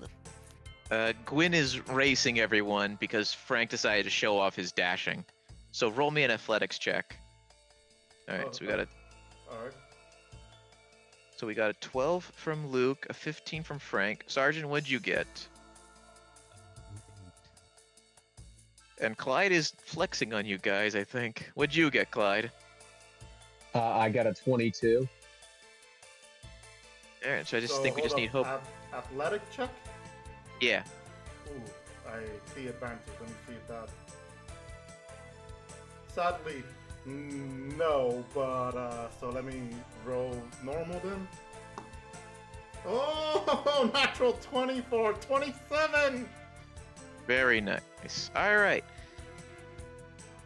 Okay, so, Sergeant, you can't really keep up, but Hope, a quick question. Were you holding his hand? Oh, yes, I was. Yeah, so you trip and fall down, Sergeant. Unfortunately, Hobrock is blitzing through the forest like a madwoman and just bumping you around on the ground as she does. Like, she is doing a pretty good job keeping up. And Clyde's no slouch on that. Frank, you're doing decently. And Luke, you really need to lay off the smoking. You're pretty out of breath by the time you catch up with the elf, who has stopped at a clearing for you guys to catch up. You could just be banging the ground.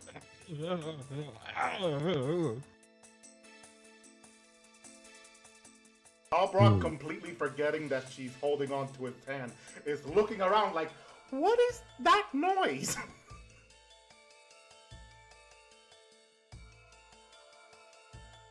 Land.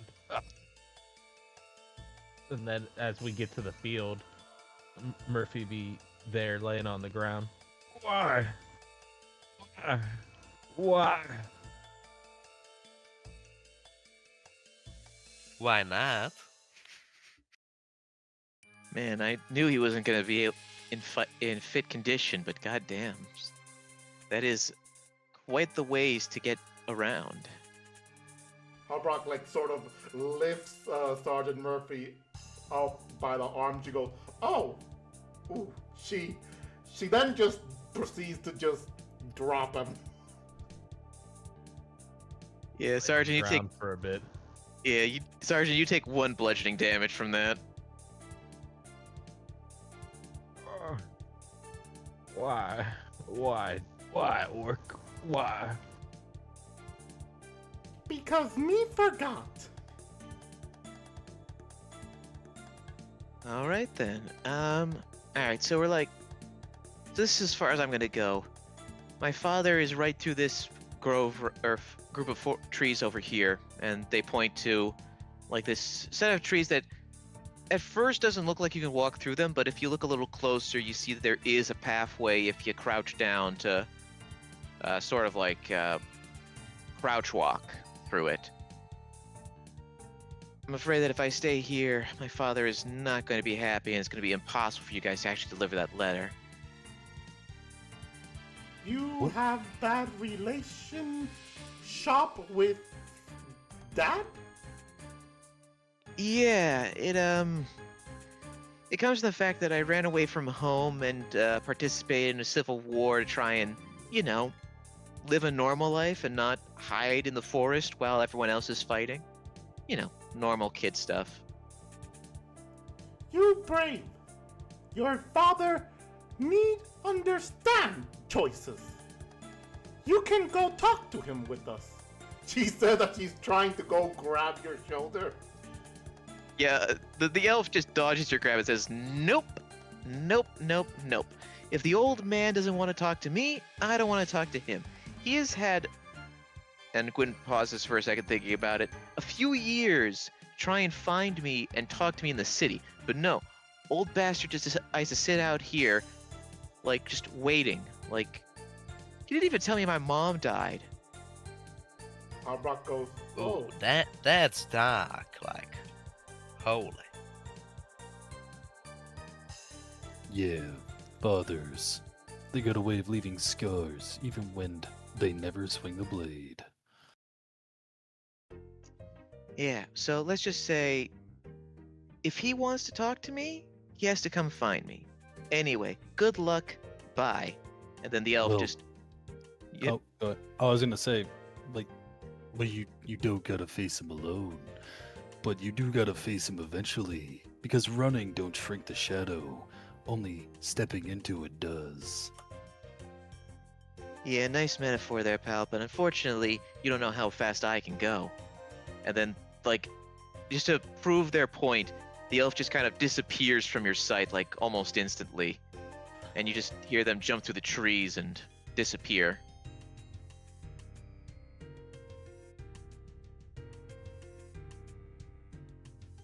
Harbrock just looks around and goes, he is Ghost. Nah, he is just a good old rogue who is fast.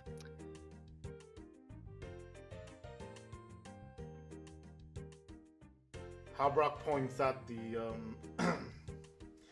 trees and goes, that way? I don't know how you're gonna squeeze through that.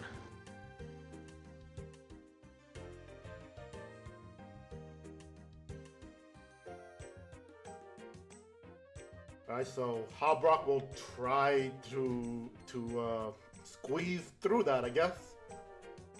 All right, roll acrobatics, please.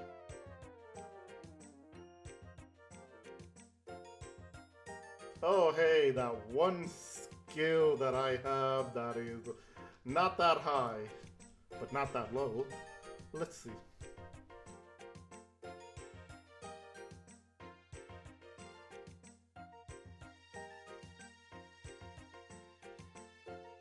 I rolled a 16.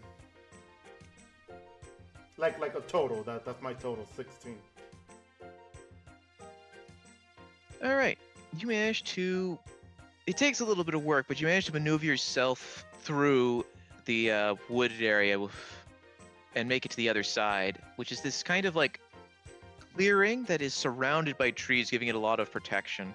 And you see a rather simple house under the shade of a much larger tree, and nearby you see a simple grave marker. Must be the mother. I point to the grave marker. Looks like it. Harbrock walks up to the grave marker. She would understand that it's a grave marker, and she would put two to two together, understanding that that is probably the elf's mother. And she goes and she gives a little like a little bow on her head, and she holds the necklace that she has on her around her neck, as if it was a religious necklace of a sort. In her head, she just gives like a quick little prayer that she sort of knows.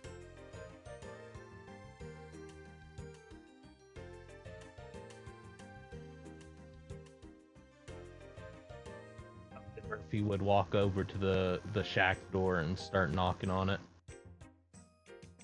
Initially, you don't get any answer.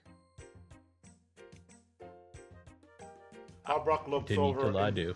Sorry, go ahead. I continue knocking until I do. Still no answer. As Frank that is felt- happening, sorry. As that is happening, and Harbrock looks over and she goes, "Maybe he not home." Let's try this. Frank goes up to the door and just says, FBI, open up. What's an FBI? Yeah. As you say that, you hear the sound of somebody behind the door turning around, but then still silence. Alright, so he is in there. Maybe, Is the door locked? or maybe we in wrong house. Maybe that elf tricked us. What's his name? To answer your question, Frank, no, the door is not locked. Homebrew. Well, I think he said his name was Schwinn. I believe it was Gwen. As you say Gwyn, you hear the sound of a chair moving, and then the door opens up, and you see this much older elf look at you with this grave set face and goes, "Did you say Gwyn?" No, I I said said Schwinn. Gwen. No, that's who we spoke with. She points at the older elf. Gwen, he lead us here because we have message for you. Where is this message then? Luke would take that as a cue to retrieve the rolled parchment and twine, and go to pass it over. Right here, straight from the church. From Lady Heffen herself. The old monk takes it undoes the twine and opens it up, looking it over.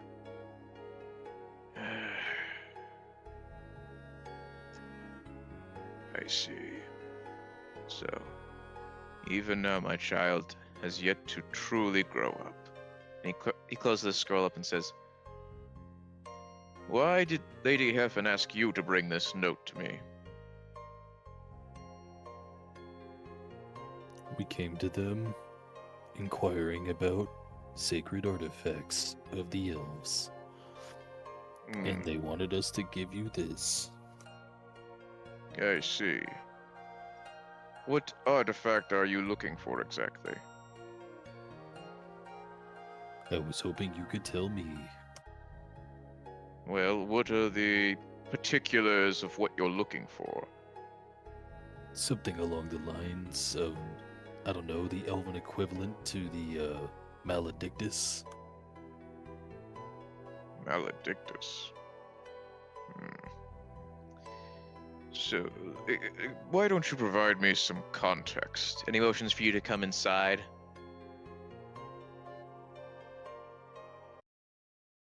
If you guys enter the house, you see it's a rather simply what's the word for it? It's very simple in what it has there. Like you just see a table with a few chairs, simple kitchen, and a couple bedrooms. The old man sits at the table and looks at you and goes, "Now tell me, why do you seek this relic exactly?"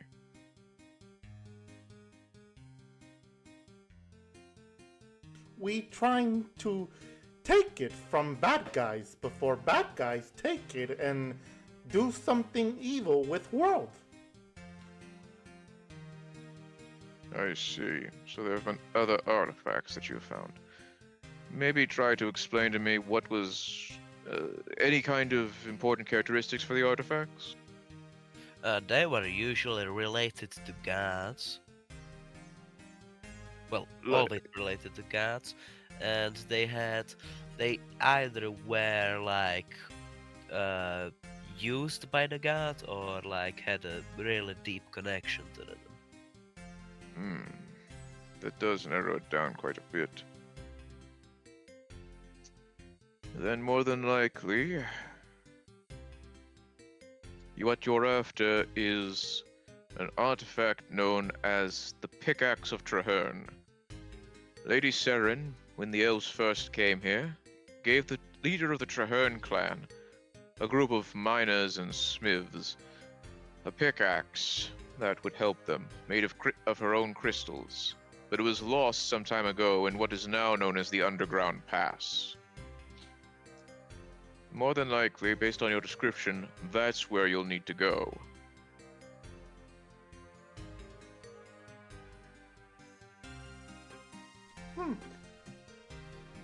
Where is Underground Pass? There is a mountain range that separates the human kingdom of Kandarin from the lands of Taranwin. Wait, hold on a second. I have to actually double check the pronunciation because I realized, oh yeah, I think I've been saying it wrong.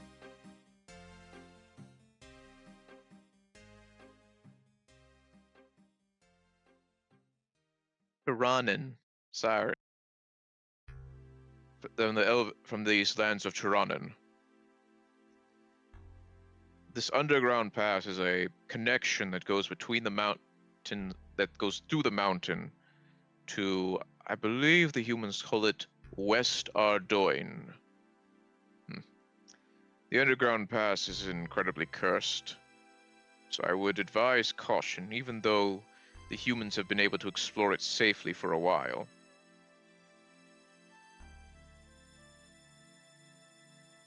What kind of curse?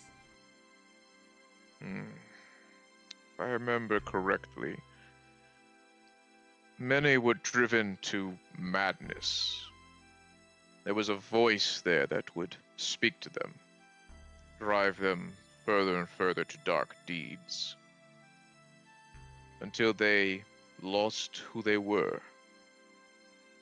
It was a strange place, a place that we elves have thankfully been able to avoid due to the Arender Pass, something that takes us from Prifddinas to the other side of the mountains.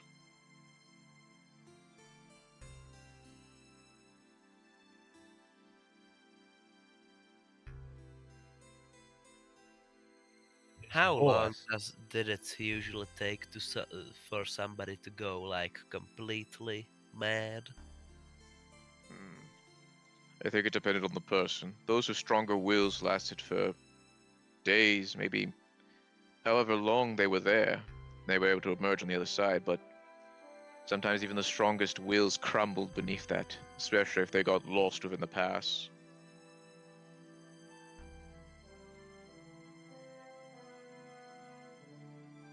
So we have quite. Where the pickaxe is in the pass? That I do not know. The records of the pick have had it's not entirely clear when it was lost, but I believe it was sometime with the construction of the Temple of Light, and it was just, there was a cave-in that cost the life of the den leader of the Traherne clan. Then the pick was lost.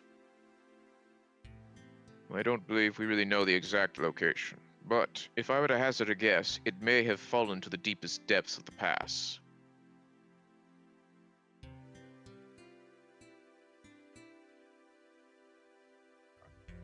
We get to the bottom of the pass then. Yes, that might be wise. If I recall correctly, there are some dwarves down there who might be able to help you. Why aren't they mad like everyone else? Hard to say. Maybe dwarves are made of stronger stuff than humans.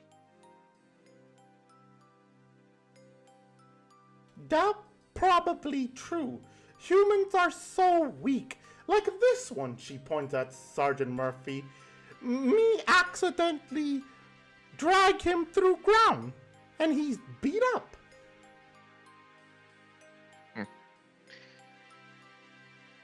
Well, regardless of the physical power of a human, you still need to make your way there.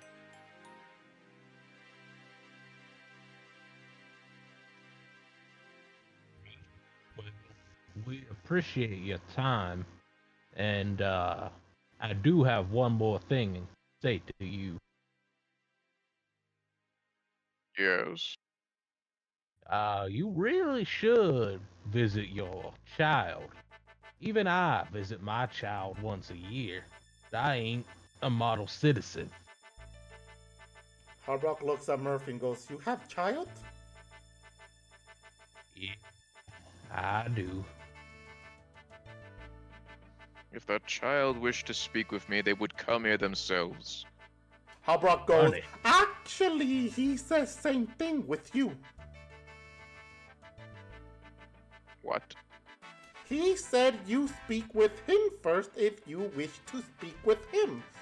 I think he thinks you no want to speak with him no speak with you. I see. The old elf looks a little concerned. To think they would. I guess we are more alike than we originally thought. I might try to speak with them then. It has been some time since I've been to Prifdenness, and there is much to discuss. Thank you for the information. Habrak nods. And information you give is good.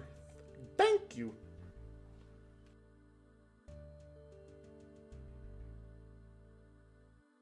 If anyone comes by and tries to get this information, do not tell it to them. They're probably the other group trying to get the artifacts. So Noted. Well, best of luck.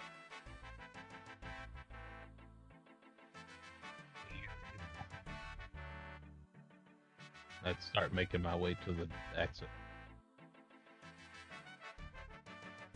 Alright, as you guys leave and exit the clearing back to where Gwyn had left you off, it's getting pretty late. Do you guys want to camp out for the night?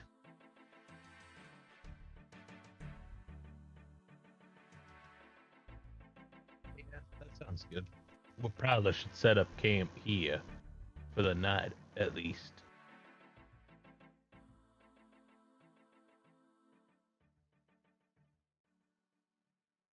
let's camp, I guess. Alright. It doesn't take too long to get set up for your campsite, and there's plenty of kindling around to get a fire going. The night is cool and crisp.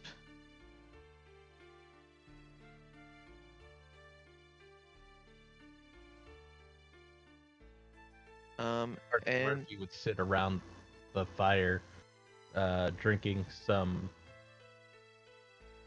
of his alcohol. as you drink, Sergeant, you notice that you are running out of alcohol. Which keg? Both kegs? No, the dragon's bitter. But you can tell that you'll also run out of the dwarven stout soon. We need to make a stop to buy some more kegs.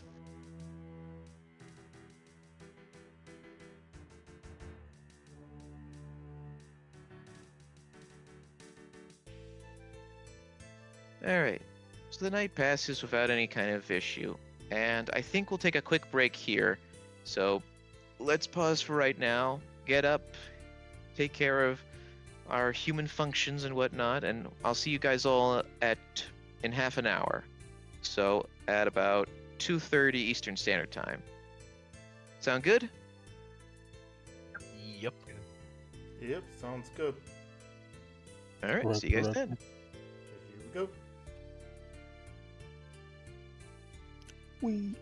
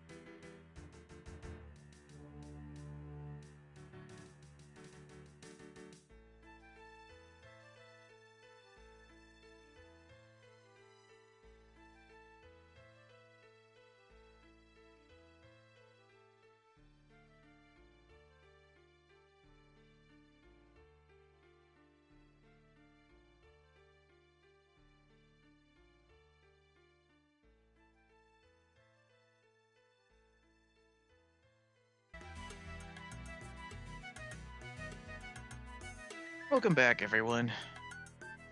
Hope you all enjoyed your break. So it's now the next morning, and you guys are awakened by the sound of birds singing in your ear. Not literally, but like there's so much bird singing that it sounds like they're like right next to you.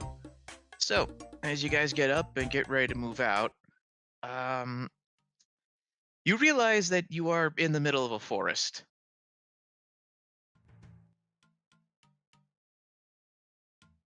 With like Was- very little. Yeah, sorry. Was anyone else paying attention how we got to this location? No. That depends. DM, would Hobrock, who's been known to live in swampy region, would she remember? Given the fact that you just said swampy regions and not forested regions, no. Well, there's your answer. Hobrock would just look around, confused. Could I? Someone didn't make the elf run really fast. Maybe we could have got a good look. Well, that's my mistake. Anyways, TM, could I roll like a history check to try to remember what path we took? Sure, go ahead. And if that fails, roll a perception check.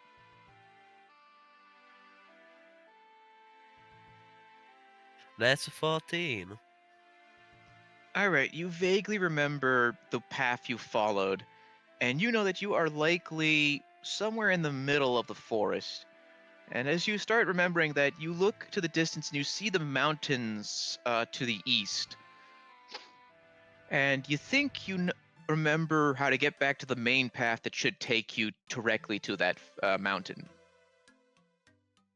I think I kinda remember the way, but I'm not exactly sure, so unless anybody else remembers more, we could just going that way. Maybe we can also look for the.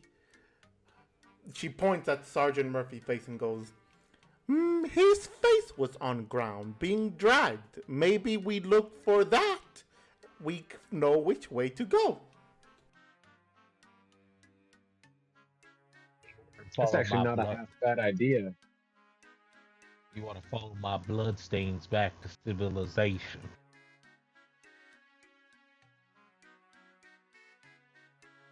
Pretty Um, much.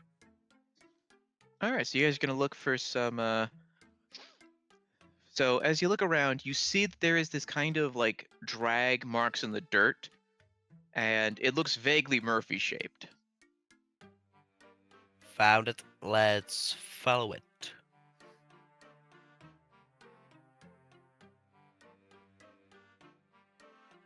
I am opposed to this idea, but mostly on the grounds that that was a painful journey. Well, it would be more painful to get stuck in the middle of a nowhere in a forest. So, yeah. Let's go then. Alright, as you guys follow the Murphy tracks, you eventually find yourself in what looks to be the main pathway to get you that looks to go directly through the middle of the forest, and you see in the distance the bridge you crossed once you exited Prifdnis.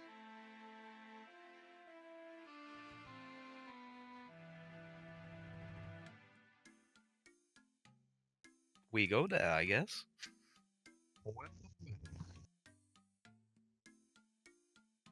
You're just heading back to Prifdnis instead of the underground pass?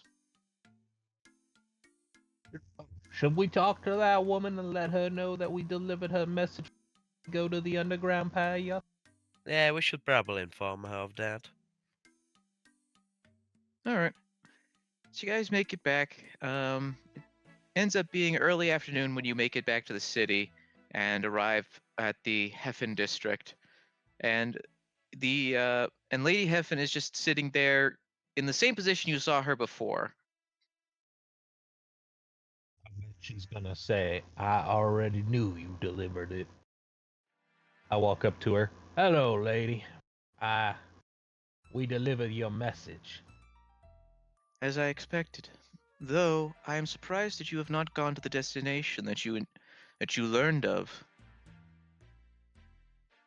The route come back and tell you that we did you us. Then you are more kind than I had anticipated. Most adventurers, once they know what they're looking for, tend to go directly to it. So thank you for coming back. Well, no problem. Now, I assume where you're going is very dangerous, so may I advise that you go to the Mailer district and stock up on potions, or the Kadan district, or Amlot district to get runes. Let's go on a little shopping spree, guys. So we got a little bit of spending money from the last job. Alright, so, sorry, I was just gonna say, just let me know what you guys are looking to get, and I can try and find you the prices and whatnot. So, at the very least, I can tell you, you can definitely buy runes and potions here. I guess I want to ask, there's healing potion. What was the other one after the normal healing potion? Greater? Yes, I believe it's normal, greater, superior, supreme. Alright, so how much is greater? Greater is 100 gold pieces a bottle. So if I want to get 10, that's gonna be 1,000, right? Yes. Alright then, 10 greater healing potion, because I got an inkling feeling that underground pass is not gonna be a cakewalk. You pay the elf, and you get 10 healing potions. Enjoy. Anyone else? Can I find some a weapon shop, maybe? Oh, Like sure, let me- some better weapons. Good question. Actually, we should probably look up to get better weapons too. It might be a good idea. Yes, so let's see. Alright, so one option would be the Ireworth district if you want melee weapons. Then I think in the Heffen district there is a shop that sells mason. Kadarn's got ranged weapons. So I assume you're gonna go to the Ireworth section. Since a lot of since I think all of you just use like normal melee weapons. Yeah, Ranger in our group, do we? Yeah, we don't have any range. Fuck, except Luke's magic. Yeah, and that's the Anyway. only magic. All right, so as you guys go to the Ireworth district, you eventually arrive in a weapons shop. They mostly sell daggers, scimitars, and halberds. Are there any better scimitars? Yes. How much better are what kind of better are we talking? We have adamant and rune. Oh, how much do they cost? Let's see. Adamant is 3,840 gold pieces. Rune is 38,400. Well, are you going by old school RuneScape or RuneScape 3's calculation? I'm doing old school RuneScape and the price they sell them at. Damn, that is expensive than I thought it would be. Well, it's a rune scimitar. Do you have just a good old fine steel scimitar? The elf looks at you and just scowls. Sir, we sell adamant and rune. You can't get finer than that. All right. Uh, So the I was gonna ask if there's any great axe. No, the best you got is halberds. So there's an adamant, a rune, and a dragon halberd. Nah. Unless someone can just like make my stone axe better in terms of metal, I'm sticking with my trusty bloodied stone axe. How about I make you a deal for the adamant scimitar? What's I your gi- offer? I give you 1,900. And I would like to persuade them. Very well. You know the deal. Roll persuasion. That is 17. He squints at you a little bit and he's like, I'll only accept that if you also sell that iron scimitar you got. Well, alright. Congratulations. You are now the proud owner of an adamant scimitar. I truly am proud. As a monk, I don't need to buy armor and weapons, right? Or do Yeah, I? technically speaking, no, you don't need to do that. So you definitely don't need armor, but if you do need weapons, if you get like a simple weapon like daggers or like a quarterstaff, they can be treated as monk weapons, which lets you use them as weapons, but also use your monk abilities with them.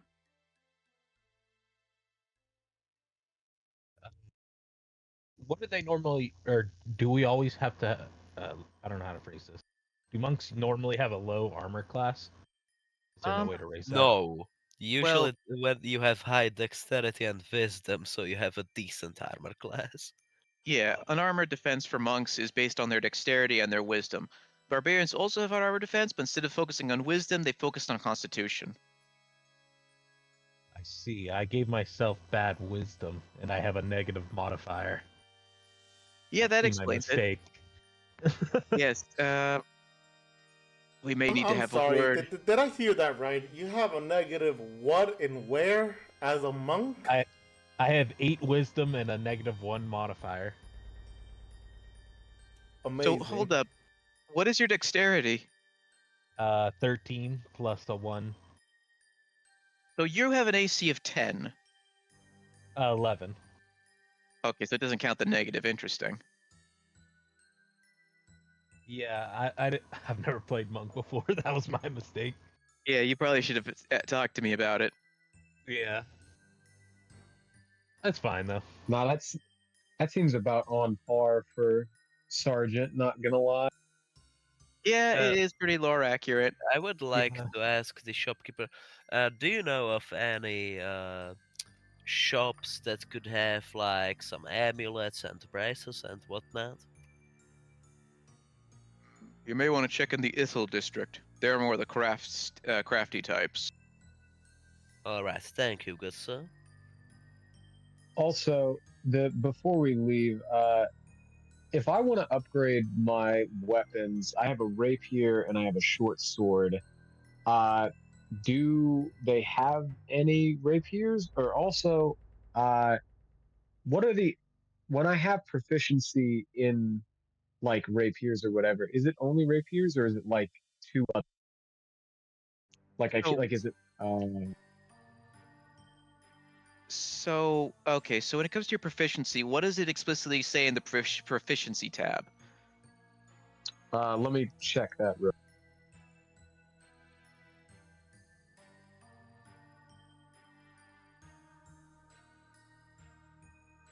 Martial weapons and simple weapons as a fighter. Well, Okay. martial weapons are basically just any swords and whatnot, you know. Yeah, so basically, Basically almost every weapon. yeah, so basically, because you're a fighter, you have proficiency in basically everything that's like a normal weapon. So you'll notice underneath like each weapon thing, it'll say like martial, simple. That's what that refers to. If it just said rapiers, then you'd only be proficient in the weapons listed, so rapiers, short swords, and whatnot. So the good news is you're Okay. proficient in everything. Yeah. So if you're Sick. trying to Okay, dual I was wield- gonna say. But yeah, I was- circling back. Oh, sorry. I was just saying, yeah, if he's trying to dual wield, then yeah, scimitars sound like they'd be the closest thing to what you're looking for, maybe. At least in this location. Yeah, so they only really I have. was gonna. Yeah, they only No, really sorry. have. Continue. Yeah, they only have daggers, scimitars, and halberds here.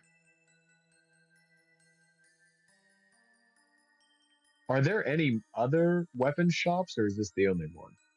This is like the main one. There's a ranged weapon shop, and there's also a mace shop. Quickly just Okay, checking can those I? myself. I also didn't mean to interrupt or anything, but am I able to buy a scimitar? So yeah, you have two options for scimitars. There's the adamant scimitar for 3,840 gold, and the rune scimitar for 38,400 gold. Okay. Uh,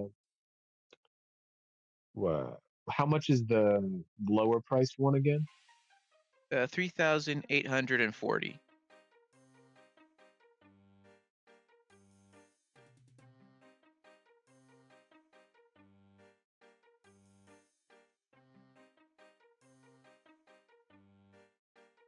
Clyde would turn over to Sergeant and he would say, Sergeant, now you know me. I'm a mercenary, and you know my track record of having a near 100% satisfaction rate. But I would like to give you the deal of the lifetime right now. If you were to give me approximately 900 gold pieces, I would in the future give you a IOU for a free job of any caliber. Let me counter offer this. I'll give you the 900 gold if I can slap an arms logo on your suit and call you Cadet Clyde. Or what was your last name again? Junior Cadet Christensen. Glad. Clyde would be thinking over this. Glad. What if I just, do my thing and get you a lower price?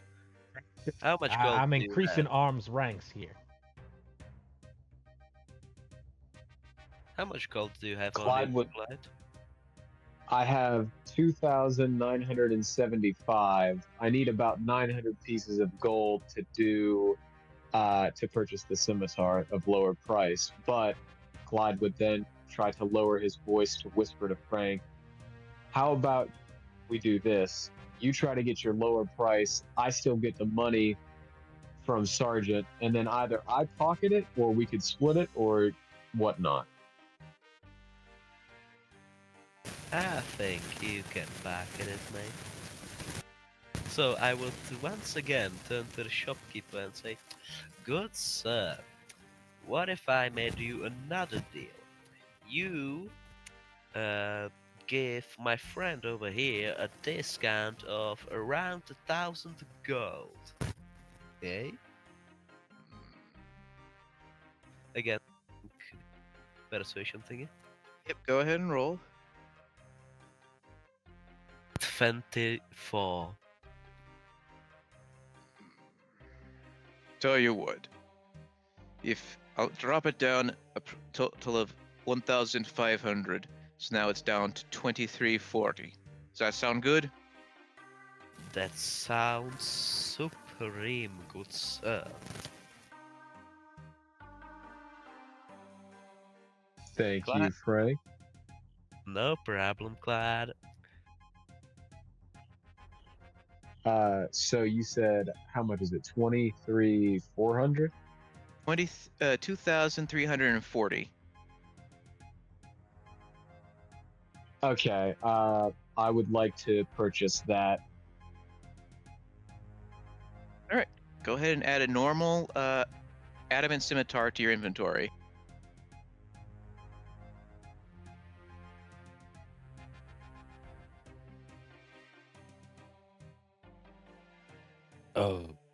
Is there like a magic shop around here? Yes, I believe. Hold on one sec. Yeah, there's a magic shop in the Amlod district. While they hash this out, Luke will saunter that direction, I suppose. All right. My offer. Are you gonna take me up on it? I wasn't paying attention to him buying the scimitar. think I'll save that for another day. While I'd love to join your totally real organization, I think for now I'll stay unpartnered with you. Your loss, but maybe you'll earn the title rather than having to buy it. Like Cadet Raven. He's gone. I don't know where he went, but he's gone.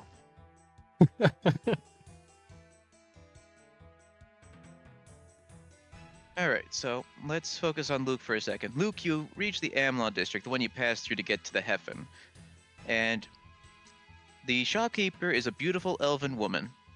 Oh god. Yeah, I gotta poke at you, fun at you for some reason. But yes, you see that she's mostly selling runes and rune accessories.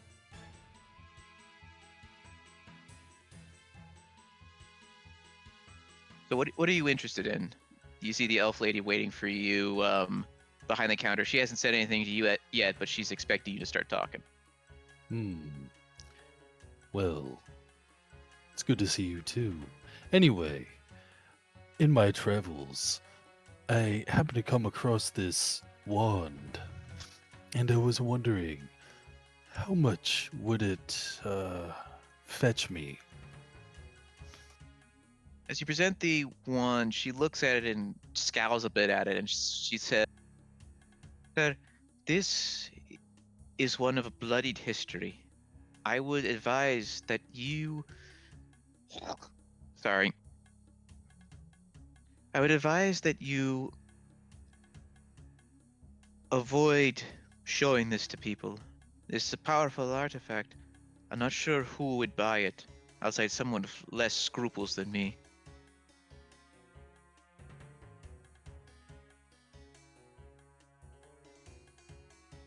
Wait, so is that them not buying it? Yeah, that's them saying not that they're not going to buy it.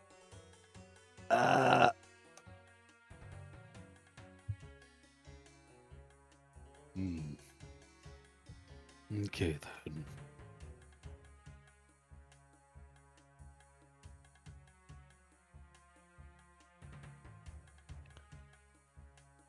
Well, thank you Hey. for your time. And he would exit the shop and go to regroup. Hey, Sat, come with me. I think I could get you some interesting things, mate. Is it alcohol? Not exactly. It's something better, for defense and whatnot. All right, I'll follow. All right, I would like to go to the Eiffel district with him. All right, so you go back to the crafting district that was south to the Amlot, and as you're going there, you see Luke coming out from the magic shop and heading back towards you guys. And Luke, you see them heading towards the Ithel district. I'll tag along with them. Alrock just continues to look around at the shining city, probably just following the group, not knowing where they're going to go next. Frank would like to look for some shop that looks like it would have magical accessories.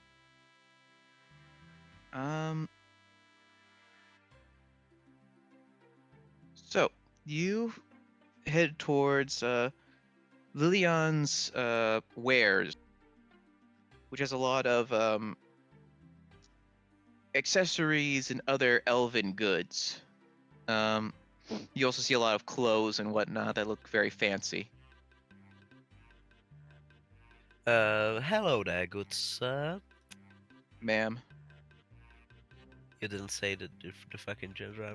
Well, you didn't ask. You didn't ask who was in the shop. My bad, ma'am. Do you have any like things for defense? Amulets, braces, or such? Yes, I believe I have something. Although it's called an amulet of defense. Yes. A very simple emerald amulet, and she pulls it out. It's, as she says, it's very simple. You get the simple green gem at the center. How much would it cost cost? 1,530 gold. How about you make that a good old 1,000? Roll persuasion. 23. Very well. 1,000 will do. All right, Sergeant, you got yourself an amulet. I hand over 1,000 gold. All right. She takes it and she hands you the amulet of defense. So feel free to equip that. Does Hobrock notice anything in this fancy store that probably catches your eye? You see a crystal crown. And Hobrock walks to it and goes, "Ooh, shiny." Yep. So, can I go back to the inn and buy a keg of that? Elven Elven. Dawn. Yeah. Yeah. So you head back and you see the bartender getting everything ready for the day. And she looks and you goes, "What can I get you now?" Like a keg of Elven Dawn. Very well. That'll be 100 gold then. And over, you said 100? Yes. Okay, and over 100. All right. And she gives you 1 keg of Elven Dawn. And now can I go buy potions real quick? Because I forgot to buy them earlier. Yep. All right. So yeah, what flavor of healing potion would you like? What was the cheapest one again? That would be the standard at 50 gold a bottle. Gold. Let me drop this down.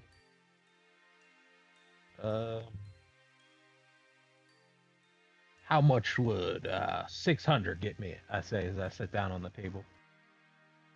Presuming you went to the potion shop, right? Yeah.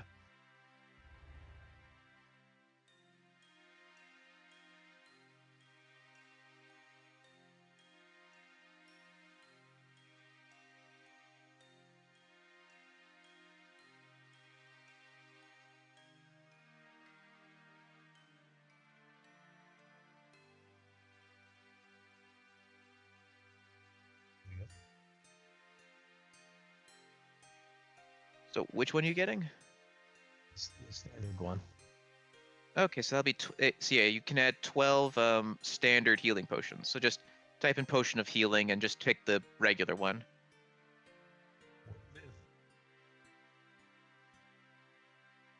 Thank you very much.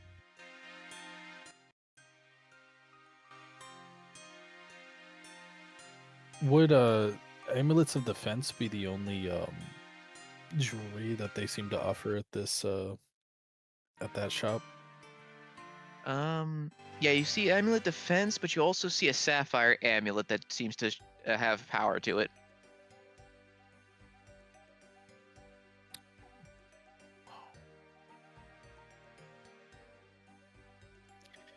And what would that nice one over there with the blue gem run me? Let me take a look.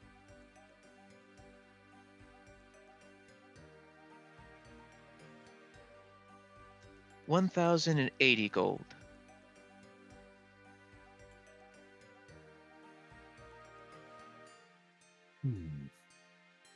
Nice. And how much was the one with the green? 1,530.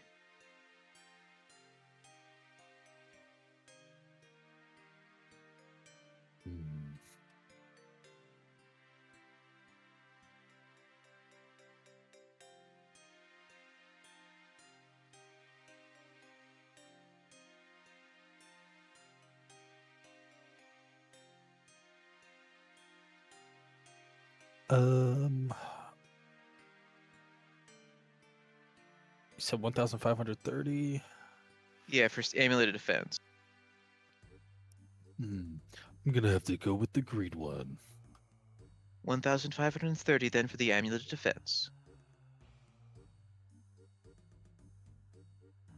Sold. All right, go ahead and add that to your inventory. Anything else anyone wants? Hobrock is just still staring at the crown, so I don't think there's anything she want or know to be able to grab, I guess. All right.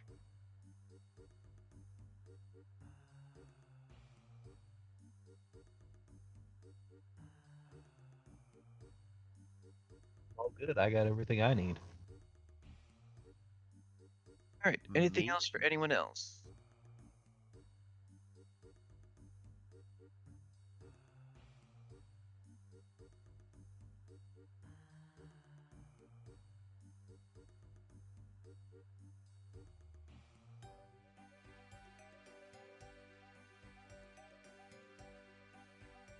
All right. I'm Yeah, I don't think I have anything else I want to get. Little okay. broke. Now that you guys are, Oh, hey, we got a new follower. Hey, yay, welcome. Luna Harper. All right. Welcome. Yes. And on that note, I assume you guys are gonna start making your way to the underground path. Yeah. Yep. Sounds good to me. All right. So, you guys start making your way out of the city, and as you do, you see Gwyn speaking with their father. As you guys pass, Gwyn gives you a kind of like a look, and at first it looks a little angry, but as you get closer, you see that they're actually kind of thankful, and they kind of give you a little nod. And their father, Finn, nods to you guys as well. He seems happier, even though he's not smiling. You get the sense that he's happy. Hobrock just does a big goofy wave at them.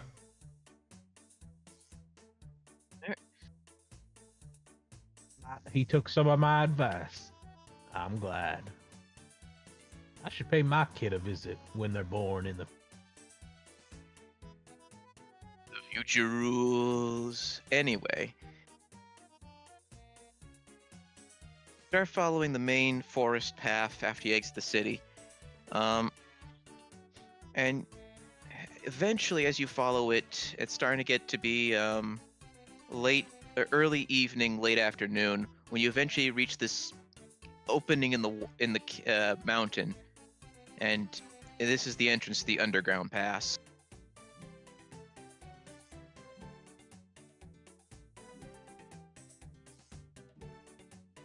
As you enter it, you see a bunch of wizards standing around this well that seems to be glowing this light, and like it's got this energy that's flying upward.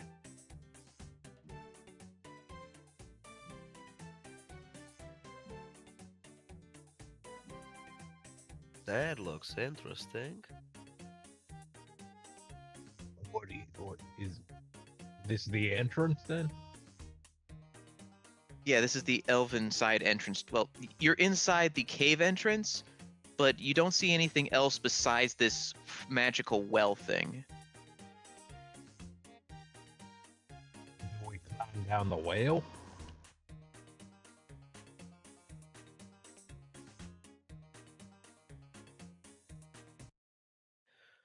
I do have a rope, so we can climb down. I don't see no other way in. How can we see the bottom? No, you can't. But you get a sense that you're going to be magically transported. You know what? Fuck it, we ball, and I just jump in.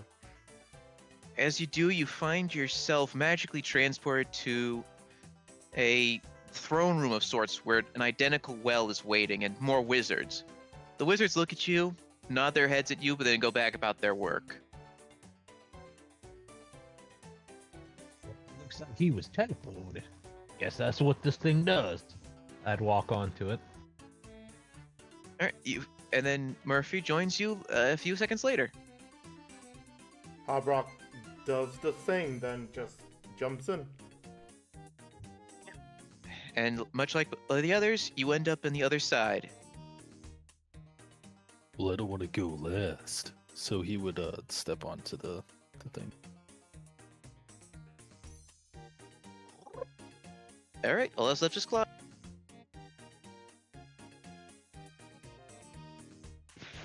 I would fall.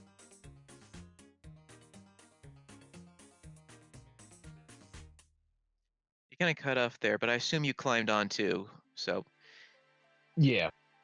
all right, so you guys are all in this throne room with wizards walking around doing magical stuff.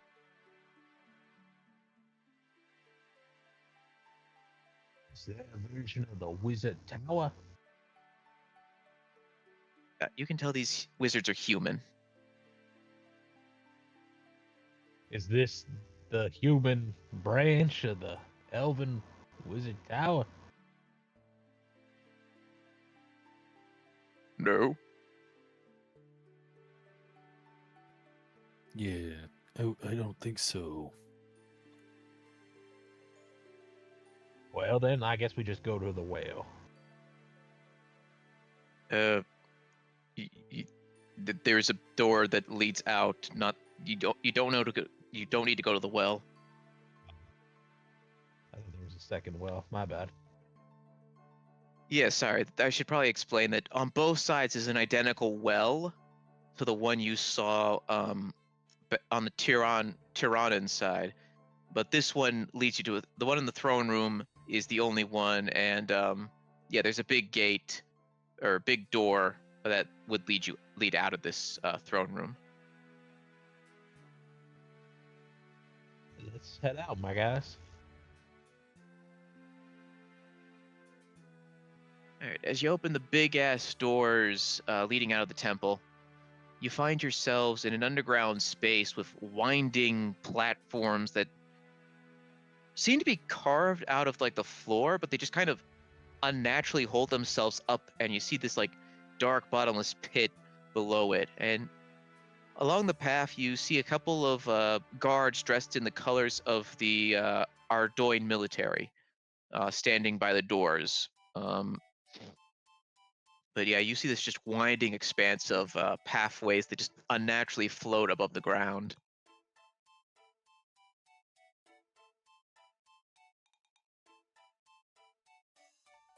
Hobrock looks down and she goes, "Hello!" You know, just expecting an echo to come back if there is any. Yeah, there is an echo, but after a few seconds, it kind of comes like, hello, hello, hello, hello. Is that what me voice sound like? No. I think that might be the thing known as the curse. Seems to distort sound. It's a bit unusual. And unsettling. All right. Just a bit. Yeah, so from where you're standing, you see that there's two possible ways you can go. There's a northern pathway and a southern pathway.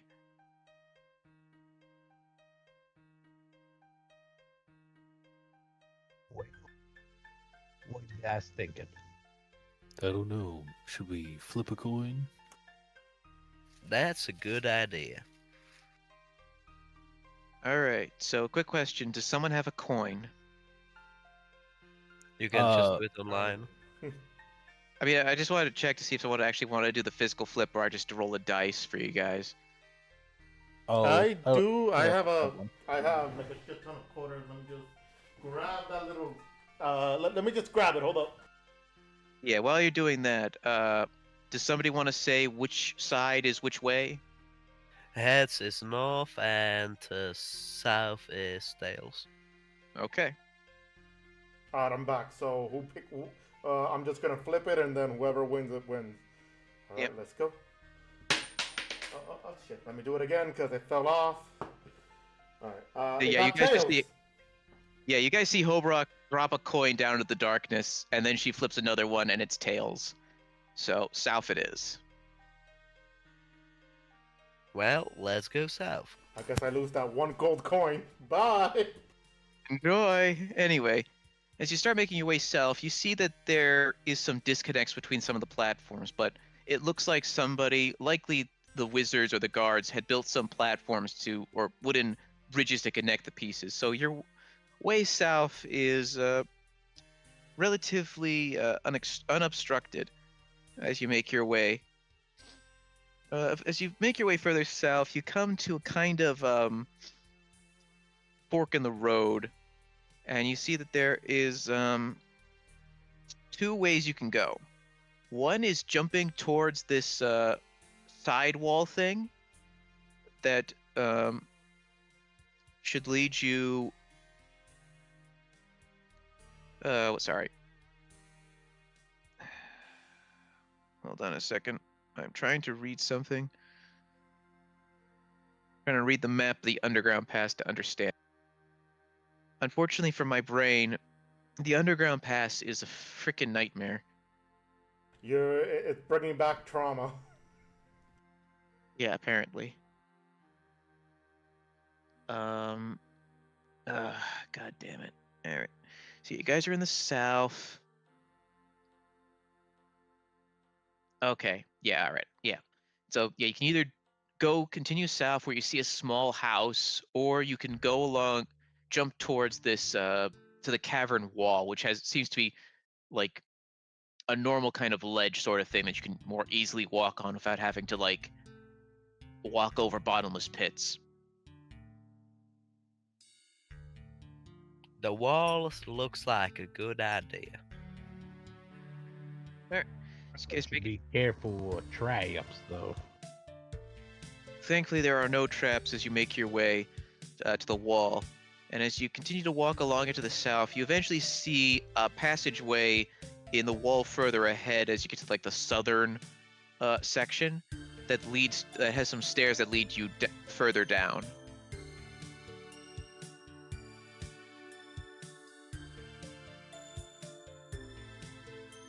Who wants to go first?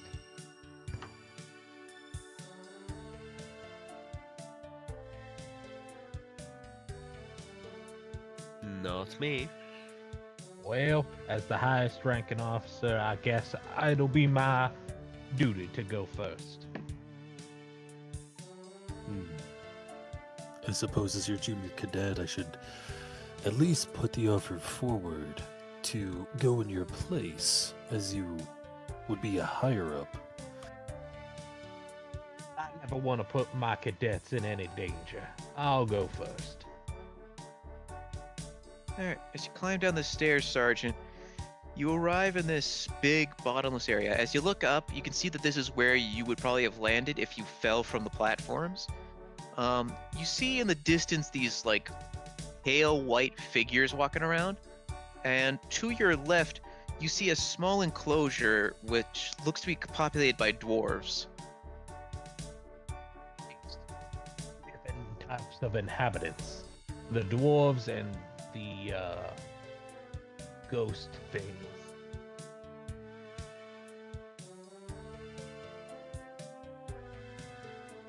Which one should we go for? Which one do you think we should go top? I turn to the group. The dwarves looks like something that wouldn't be hostile, so...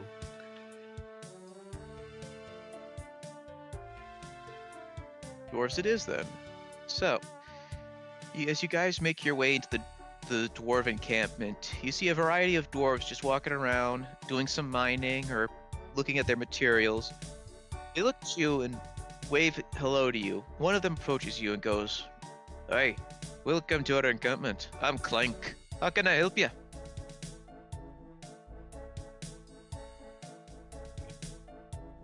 We're here in search of a pickaxe that might have fallen about like 1,000,000 years ago. Ancient pickaxe, you say? Can't say I've seen too many of those. I don't think we really carry that kind of thing. Where'd you say it got lost? It collapsed down here from the Temple of Light, I believe. Oh, from the Temple of Light. Well then. That's an interesting option. You know, it's funny. I think my friend, let's see. He leads you to behind the shacks and shows you a little cave. This is where my, one of my friends, dug a hole to the Temple of Light's, runecrafting hole. You had to access the rest of the temple from it because you need some sort of newfangled crystal. But you might be able to find something in that area. He mostly stays in the runecrafting altar for some reason. Don't know why.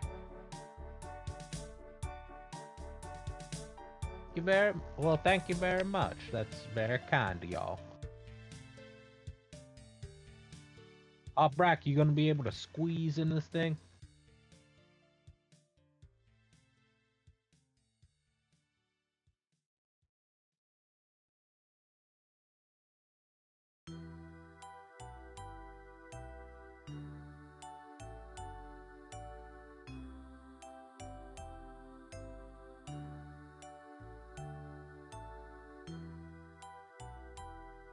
Hobrock, do you think you're going to be able to squeeze in that thing?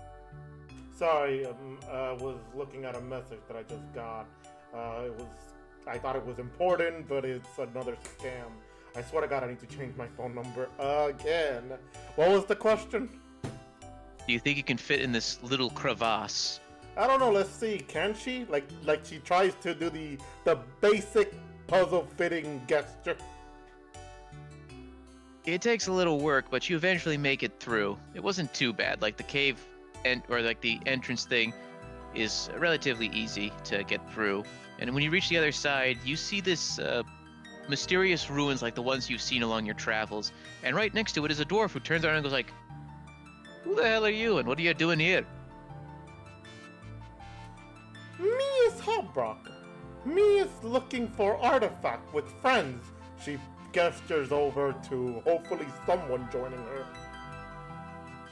Luke would give a smile as you gesture in his general direction and others' general direction. I see. Well, welcome to the Temple of Light. I'm Thurgle. So what kind of artifact you looking for?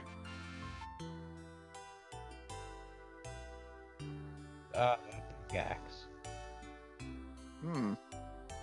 You know, now that you mention it, I think I saw something like that. Although granted it was being swung at my head, so I didn't quite get a good look at it. So I don't know if it's the thing you're looking for. Swung at your head. Yeah, some loony in some armor, smelling like corpses, tried to kill me earlier. I didn't see which way he went, but if I had to guess, when you crawl back to the crevasse, I think might be an entrance to something further in. So you might want to check. Look, when you're going through it, take a light source with you. Damn. Do you think they beat us here? Sounds like it. But maybe we could catch up if he didn't teleport out of here.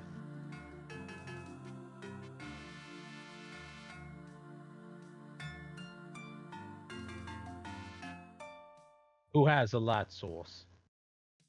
I have a lamp. Well, light her up. We gotta get going. Frank takes his lantern, puts some oil in, pulls out his tinderbox, and lights it up. Murphy would gesture Frank to lead the way through the thing to find the new entrance. Frank goes in. All right, as you're walking through the crevice you had just come through to get to the death altar, as you use a light source, you see that there is actually a little mined out side passage that leads down. Do you want to go through it? Yes. All right. Um, as you start climbing down, down, down, you smell this awful, awful smell of like rotting flesh. And you eventually come to this big open space with like this desecrated altar at the back and a pile of corpses, a mixture of like elves, humans, dwarves, and a few pale things that don't look human but don't look like anything else you've seen. Well, this is concerning. Yes, that it is. Alright, give me 1 second, guys. 1 second has passed.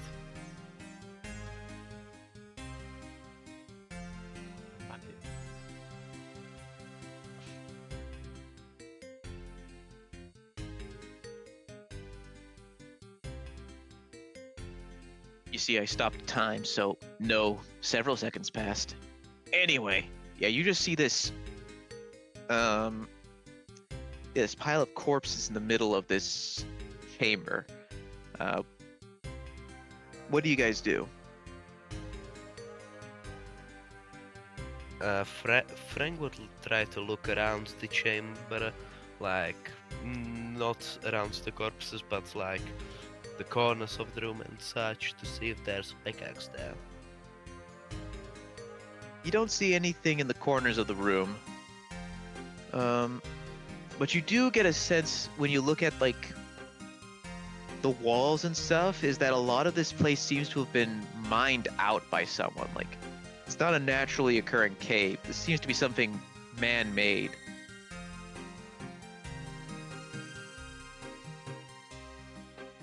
Well, that is odd. This is not really a cave. This was mined out.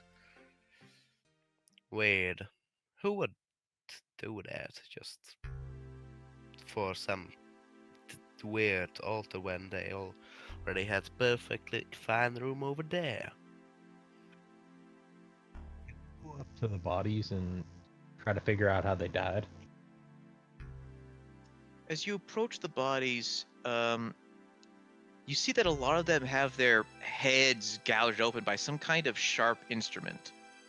Roll a perception real quick.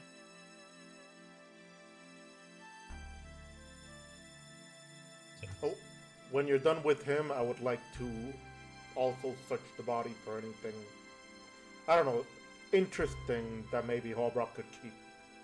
Alright, roll investigation or perception then. So let's see what's in my favor.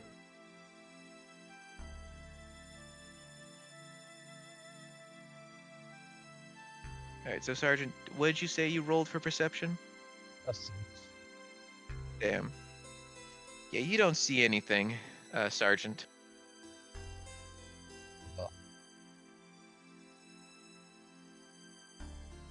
I rolled a 15, right? Yeah, plus 2, Yep. 15. Alright, yeah, so as you're looking at it, Hobrock, at first you don't really see anything that might be useful, but as you're looking at it, you see the hairs on some of the victims move. Like there's some kind of breeze or breath coming from within the pile of bodies. Holbrook steps closer to see where's it coming from. As you step closer and look at it, you see that it's coming from within the dead bodies, like something is there.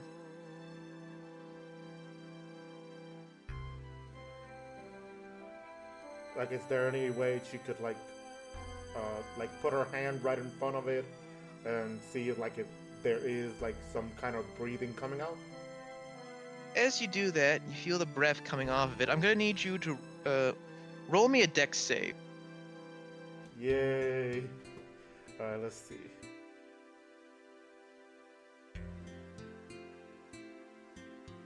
Alright, thankfully I get advantage, so let's use these two beauties.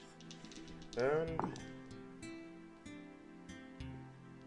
I hate my life! You're not gonna believe this! I have advantage! And they're both natural 1.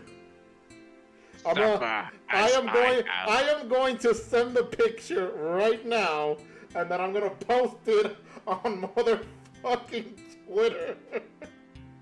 Oh my god.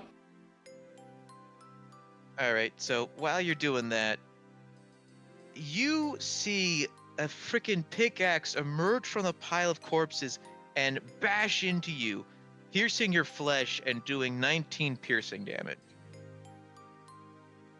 Ow. 19? 19. 1-9. Ow. So as that happened, Homebrew just goes "Rah!"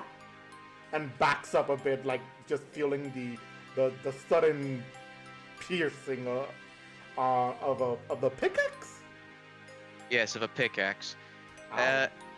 You're sent like 5 feet back as it throws you, as the pickaxe just kind of throws you back, and you see emerging from the pile of bodies this armored figure wielding a crystalline pickaxe, just smile underneath the helmet he's wearing. He looks at you all and goes, "More sacrifices, more bodies to defile. Come, the time is ripe for your death." Luke would rush over to support Hobrek, hearing their pain, so to speak. Yeah, you guys all see this this guy covered in rusty armor, wielding a pickaxe and a shield, and just smiling at you. I'm gonna need you to all roll initiative as you battle. Well, actually, it's pretty. I mean, we could extend the stream for a little bit longer. It's fine. Okay. Yeah, I don't think this will be super long, but yeah. So everyone, roll initiative. Well, actually, hold on. Let me get up roll 20 so we can at least have the thing. Now you do that while I roll my initiative. As I can see, is a +2. And I got a 7 finally, so my luck is now going horribly. Yeah, your pain and suffering is delicious. And I to hate Luke you got too. a net 20. That's fun. Yeah, just give me a moment. I Yes. got 20. God damn. I got an Yeah, 11. I forgot to say it out loud. Yeah. First of Don't all, worry. stop stealing my luck. No. But it's so useful. Your net 20 critical strike, which did 50 something damage, is now mine.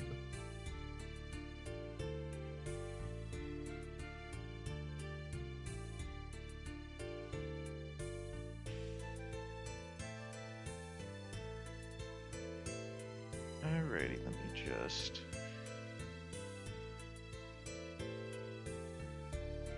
Anyway, I hope you all are enjoying your weekend this weekend, those at home. And you're also having a great Pride and Mental Health Month. This is not brought to you by anything. We're not Critical Roles. We're not rich, nor are we voice actors. So, yeah, just enjoy the music. Yep. Alright.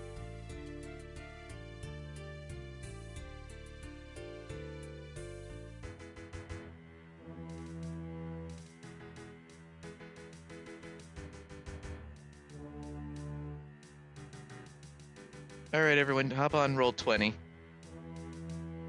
I am already there. Transition time.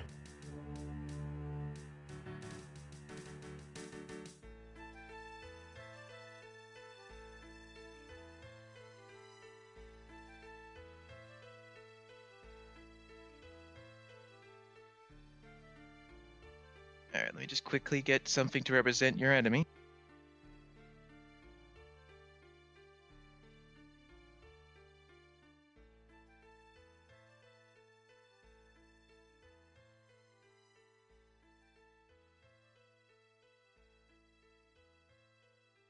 when my Apple Music is finally taking so long and I can't play battle songs. Yeah. Play Board of the Boreal Valley if you could. I don't think I have that. The thing, yeah, because usually there isn't really that much. Yeah. So I'll look for it on YouTube and wait until this one to finish up. Sounds good.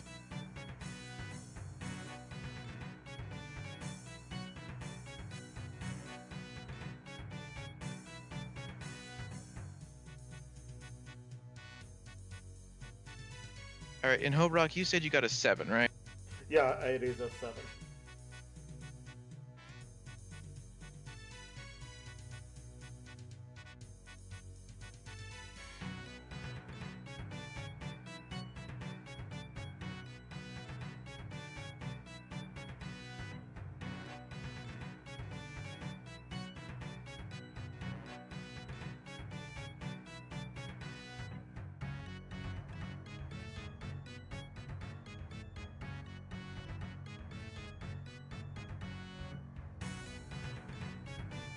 All right.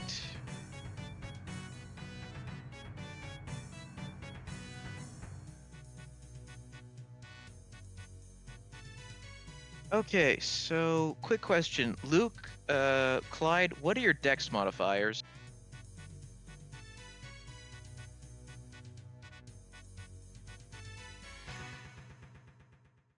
+2, I believe.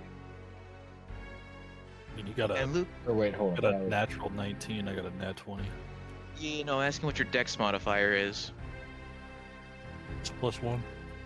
I think Okay, the one who got the net 20 should like go first. Yeah, that's fair. Okay. All right, so yeah, Luke, you're up first.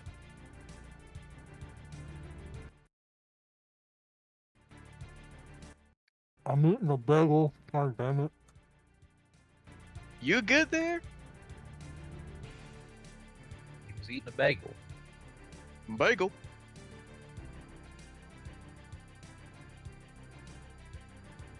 Sorry. So my first order of business, given that I am next to Hobrak. Did they take that full 19? Yeah, but it was a dex save, not like an attack, so I don't think you can use the interception if you're going to be doing that. No. Like, I'm just wondering if like they had resistance to it, or if they just took the whole brunt of the 19. Oh, yeah, I think they don't get resistance until they start raging.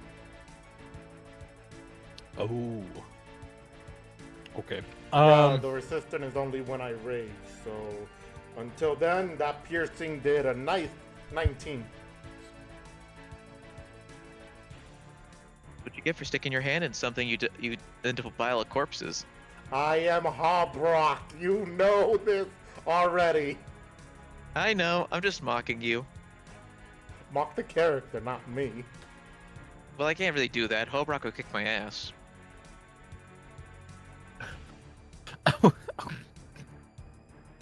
Am I wrong? No. Flies through the screen, punches you in the face. Like, okay, sorry, Hobrak. Hobrock is already aware of my existence. Like, I don't think it matters what universe she's in. She knows I'm there and she can kick my ass. See you. But Luke will move up 10 feet next to Hobrak. And with the interaction, I assume I can administer a potion to them, yes? Yes. Alright. Get some potion, Hobrak. Let me roll that. Stick the fucking potion into her skin. For freedom!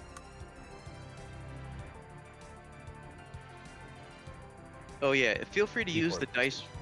Oh Oh, yeah, I was gonna sorry. say, feel free to use the dice roller and roll 20 if you'd like.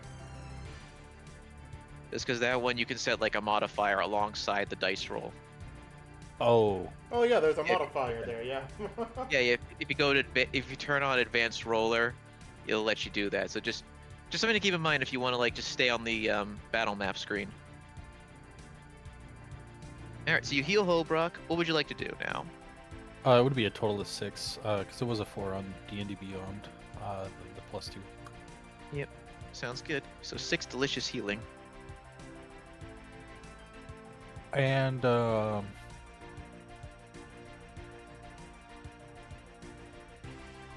think I'll go in for some vengeance.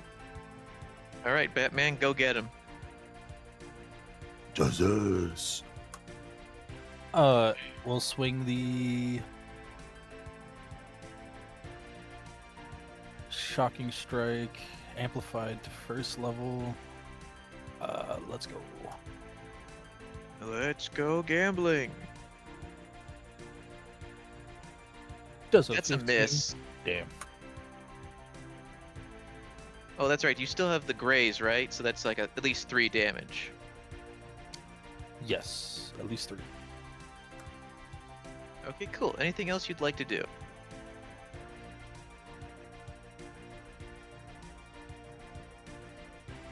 No, go ahead. Okay, it's Clyde's turn. And Clyde, just as a reminder, don't forget to equip your new scimitar. Okay. I'll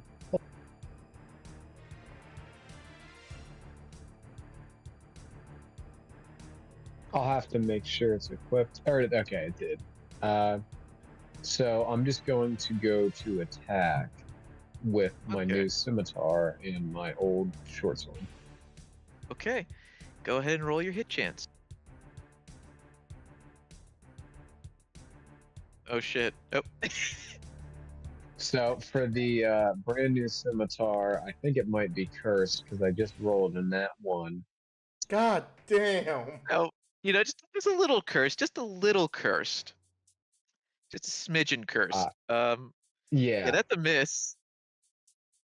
Okay, and then can I do the short sword still? Of course, but I think now that you're level 5, you should be able to get 2 attacks, right? Oh yeah, Yeah. I forget. That means just 2 attacks with the scimitar? Yes. So 2 attacks with your main hand, but still 1 for your offhand. Okay, I'll do 1 of the scimitar and then 1 of the short.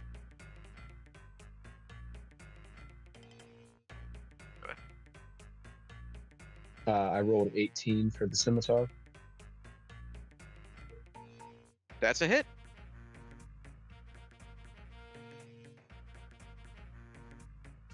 I rolled 23 for the short sword. Okay, that's also a hit. Okay, I'm gonna roll for damage. I got 11 damage for the scimitar and 8 for the short sword. Okay. Anything else you'd like to do, or will that be your turn? That'll be my turn. All right. Now it's the Pickaxe Crusader's turn. He looks at Luke and goes, "I'm going to rip off your head with this." And he goes to attack you with the pickaxe twice. So let's see.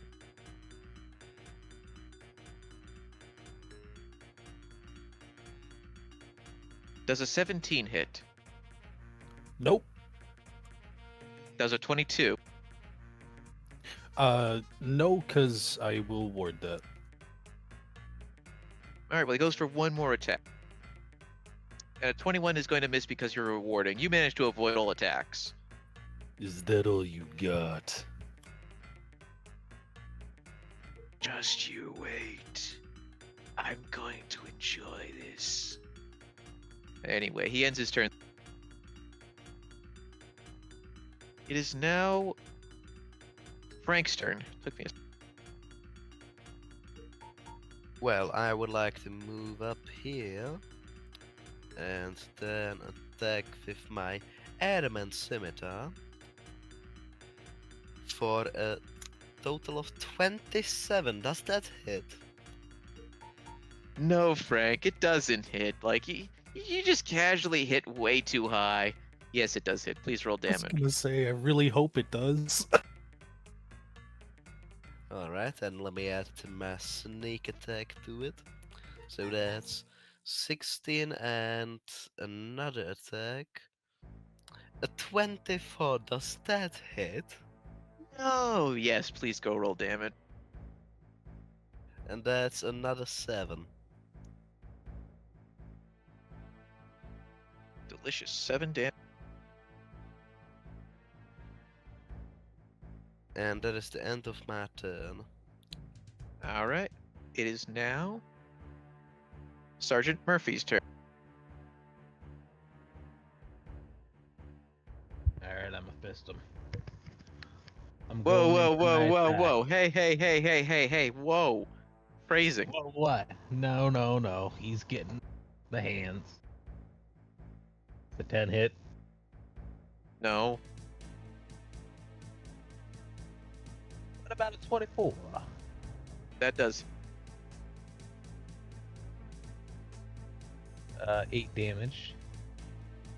And then my last bonus hit, a 9.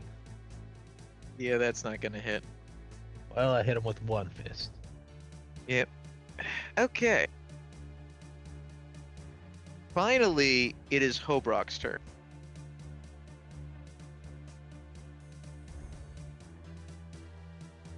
All right, let's see. My turn.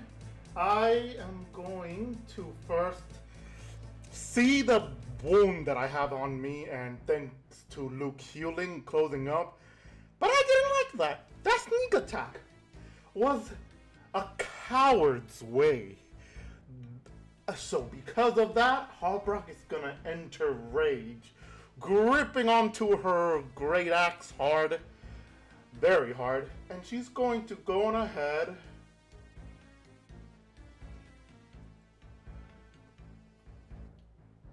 Sorry, wrong location. Right here, and swing at whatever the hell he is. The Pickaxe Crusader.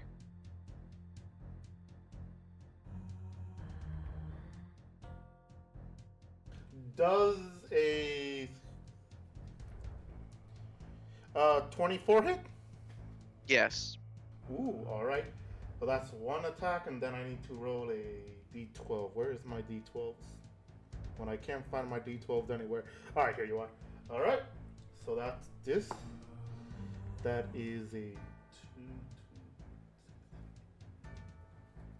11 slashing damage. And then for another attack, which is a 16 hit? No. Then that is it there, I think. Let me see my bonus action. You already used your bonus action to Oh, that's raid. right, raise, you're correct. Then I have nothing else to use for now. For now, thanks to Luke healing, I'm pretty good. All right. Now we're back to Luke.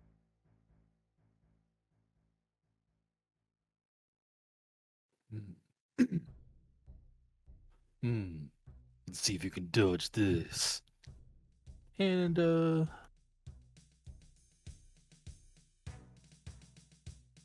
yeah, I think we're just gonna go for some normal. Well, actually,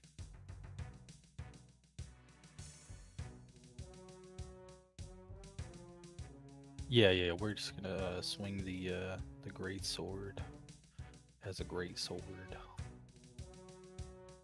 Great. The Chow 23. That's a hit. I am gonna re-roll those. Three. Maybe.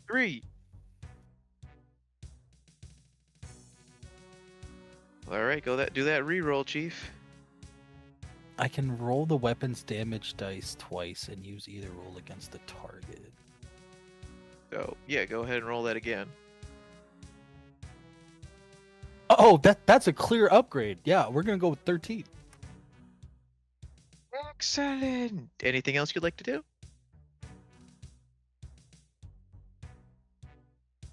No, that is a negative. All right, Clyde, it is your turn.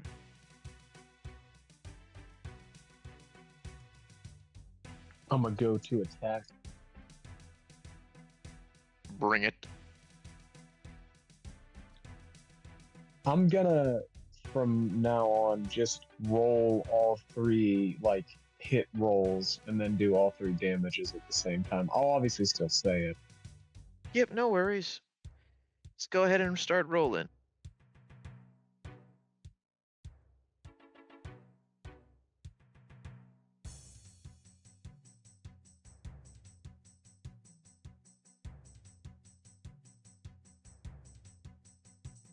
All right, say your- 24, 29, and 20. Those are all hits. Quick question, because I haven't looked at the updated version of the Champion Fighter. Does the Champion Fighter let you crit on 19s still? Yeah, it says your attack rolls with weapons and unarmed strike can score a critical hit on a d20 roll of 19 or 20. So yeah, that 29 you got is a crit because of that. So remember to roll 1 crit for the damages. Okay, sick.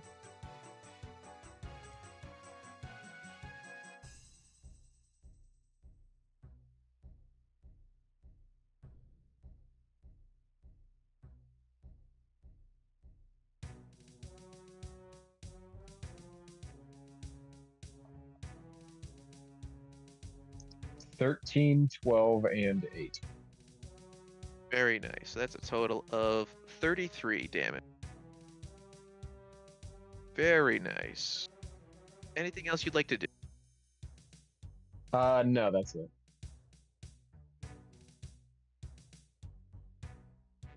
Alright, it's the Pickaxe Crusader's turn now, and he's going to go for all of...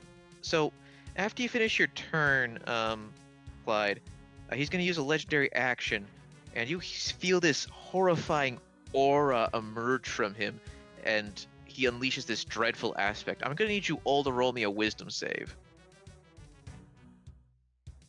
Yay. 2, and it was right next to a 20. That's a 3. Yeah, the same goes for me, Luke. 16. So 14. What's your roll, Hobrock? Hold on, I'm trying to look for my specific dice. Wisdom save, you said? Yes. That is a 9, -1. I got an 8. Alright, so... Hobrock, Luke, and Frank, you are now all frightened. For 1 minute. Oh, fancy. Anyway, this also then allows him to gain advantage on you because he has a special passive that lets him do that. And so he's going to attack Hobrock, Hobrock, Frank, and Luke once each.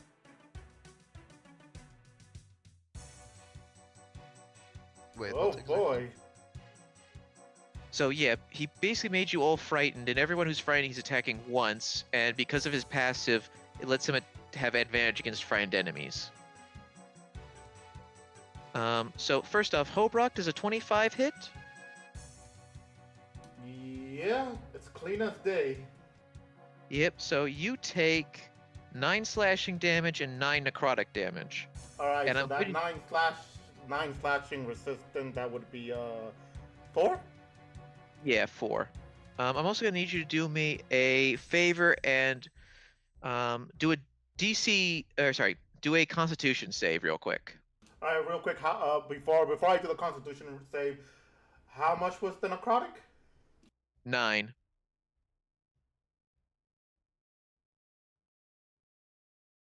That's a lot of damage. Alright, con save.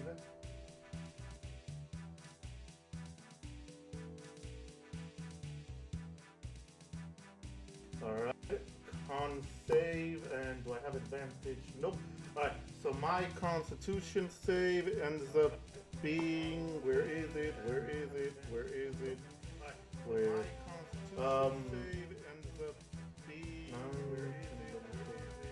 15.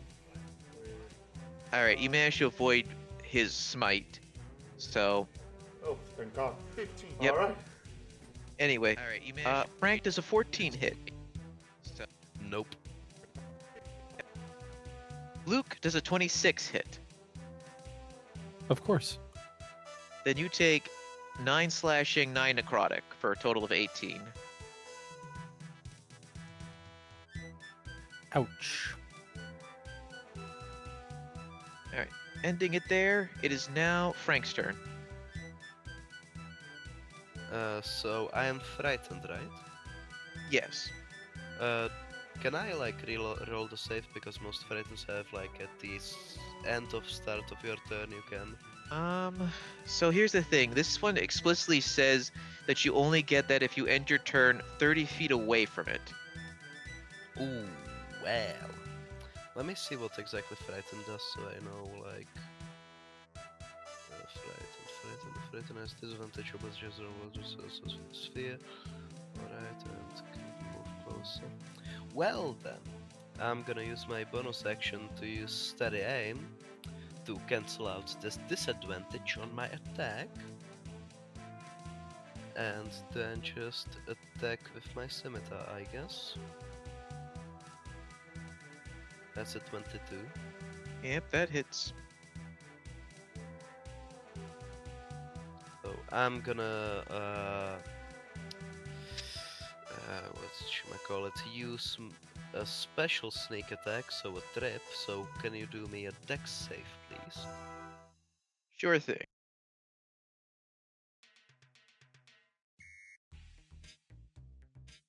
$15. Does... What, He's sorry, what... succeeded. I tried Okay. to trip him. Yeah, he's Well, still standing. anyways, another attack, and this one has disadvantage. That's 11. That doesn't Yep. hit. Nope.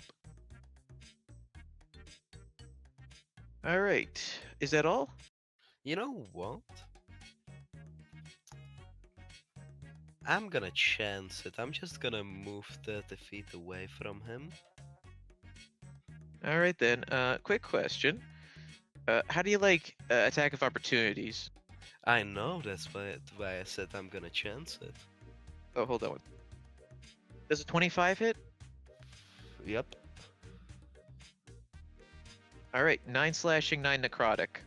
Okay, uncanny dodge, so that goes down to an even 9. Woohoo! And special act, like the free action, I'm gonna drink a potion of healing.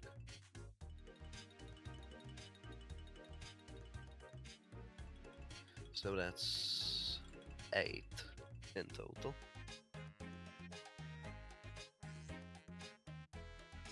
And I moved 30 feet away from him, so now I get to reroll the frightened save, or? Yes, you can. If now that you're 30 feet away, you can re-roll the wisdom save for it. That's a 6. Yeah, that's not gonna cut it. Sorry, Chief. Alright, Sergeant, it's your turn.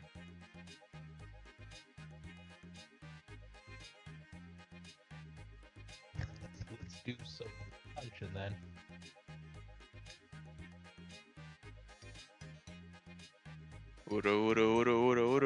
Well, that's an 8. That's not gonna hit. 17 hit. No.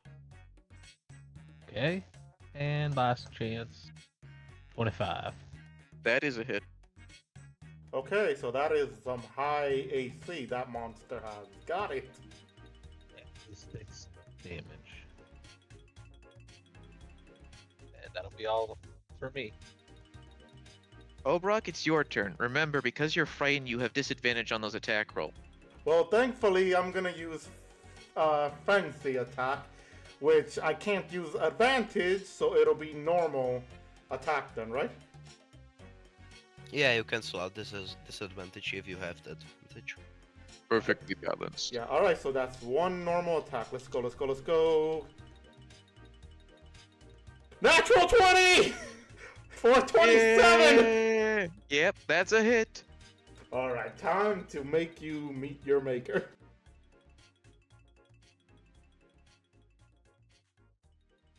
So a crit is 2 dice, right? Yeah, no, it is, yeah. Alright, so that's... Double your pleasure, double your fun.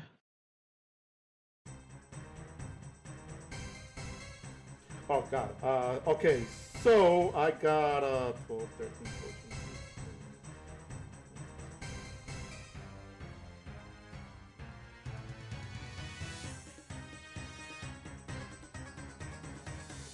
That's 27. And I just need the frenzy attack, which is goddamn 27. 39. Goddamn 39. I'm still not done. 30. Dear God. 35. 35, 36, 37, 38 slashing damage in total. Good lord, you see, well, you don't see blood. You see this black ichor eject out of the man's body as Hobrock brings this slash down. He uses his free hand to touch the blood.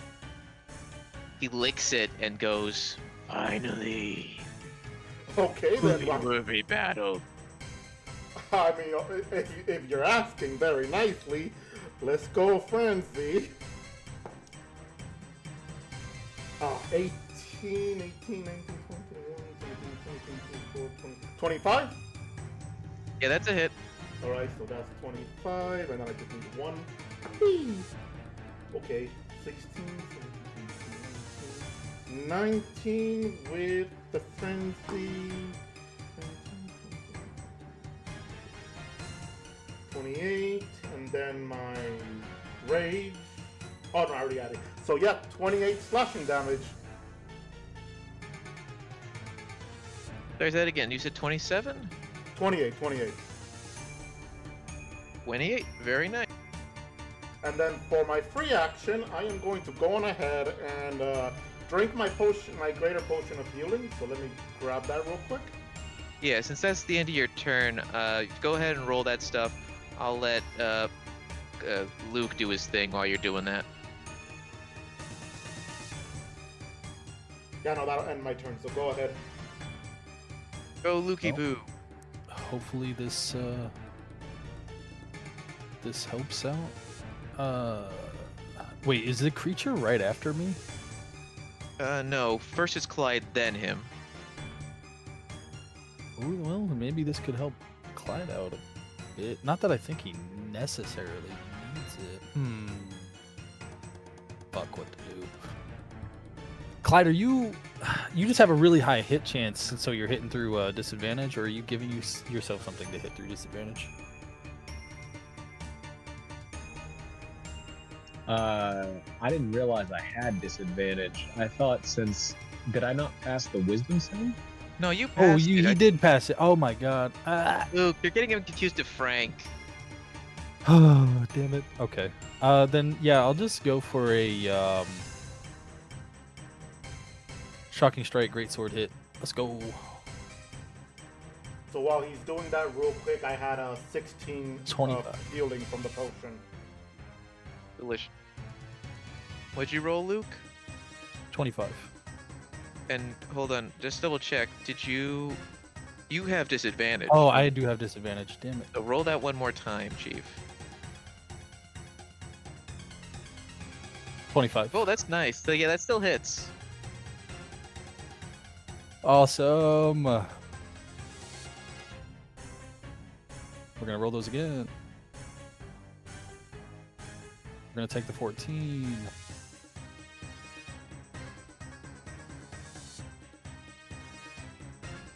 I'm gonna take that 14, and then I have one more D8.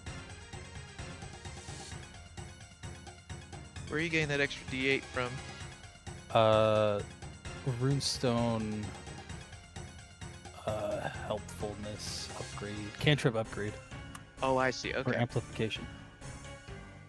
It's costing me so much. All right, but yeah, that's an extra 3 damage. So that's 14, 17. Very nice. Lightning. Anything else? I'm gonna drink a potion and then I'll call it a day. Okay. So go ahead and roll the healing. It's Clyde. It's your turn 5? now. Delicious healing. Bro turned into Okay, the I'm cartoon just beaver gonna from The try to Boys. attack. Sorry. See some hits. So who did I turn into? The cartoon beaver from The Boys, when he's talking to Black Noir and he's like, "It's your duty." Anyway, I've never seen The Boys, so like I have no idea what you're Oh. talking about. I feel like I That's also awkward. kind of, yeah, I kind of thought I sounded more like Sylvester from Looney Tunes. oh, that's another one. Yep. 22, 22, and then a nat 1 on the short sword. Yeah, so just the 22's hit. —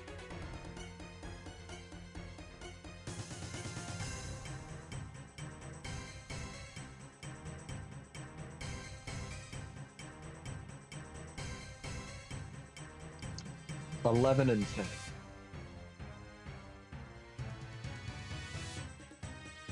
Okay, dokie.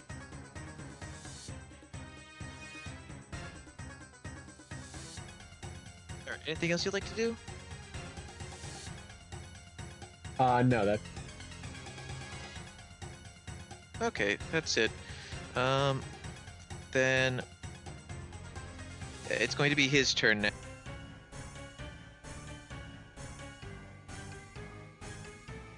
And he is going to attack Hobrock 3 times.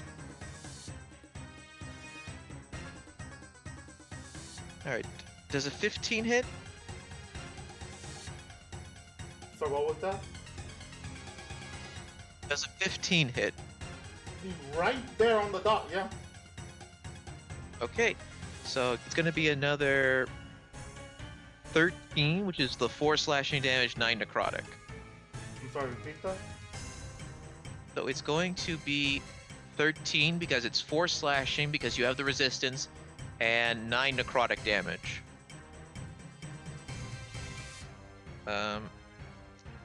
Now does a 13 hit? 13? No. That is a miss. How about a 21?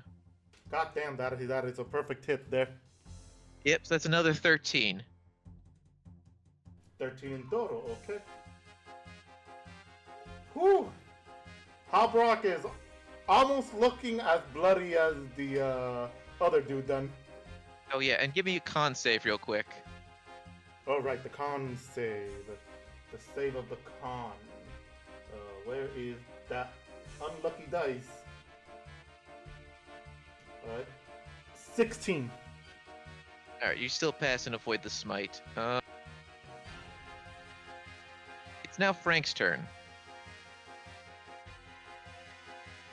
I would like to reroll the wisdom save again. That's at the end of the turn. Yeah, what the hell am I supposed to do at this range? True. Okay, I go cannot ahead. willingly move closer, so I'm just hoping. Hell yeah, 20. You're not finally unfrightened. Well, that's the end of my turn. Sergeant, you better make up for Cadet Frank there. That title yet. Alright.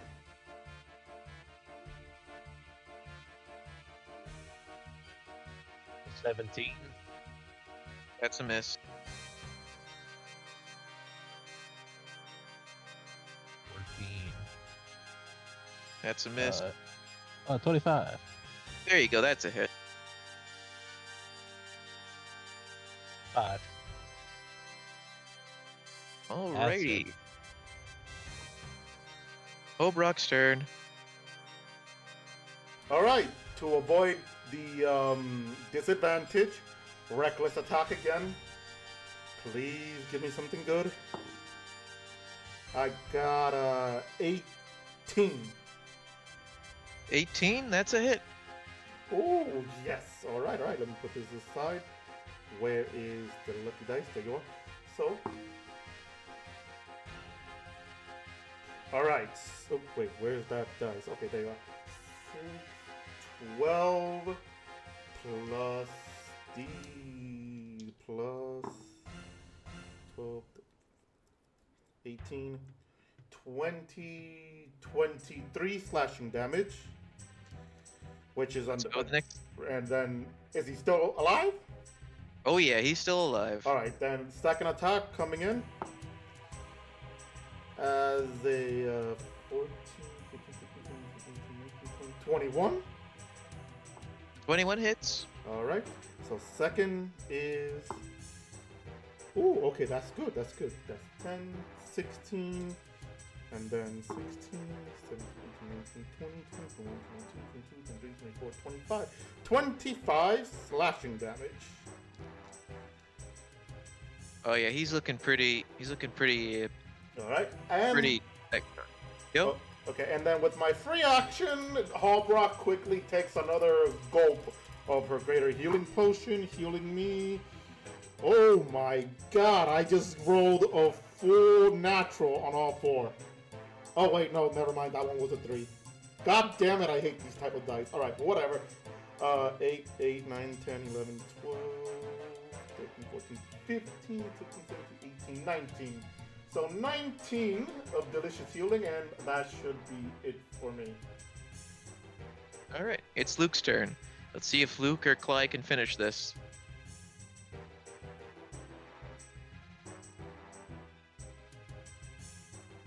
Sorry.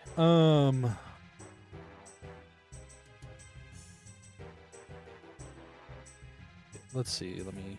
Oh, let's not zoom out my page. Let's check the room stock. Yeah, I think we could try. We're gonna go. Shocking Strike, Greatsword. Let's go, baby. Amplify. Remember that you have disadvantage. Let me roll this correctly. Miss. Or a miss. Sad. So that's just a 3. Then I'm gonna action surge. Again.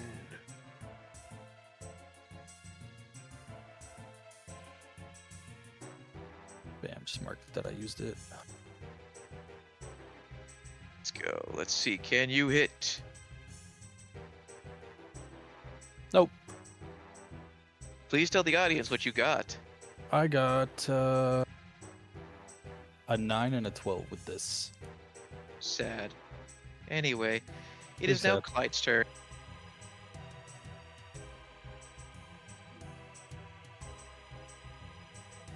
I shall go for some attacks.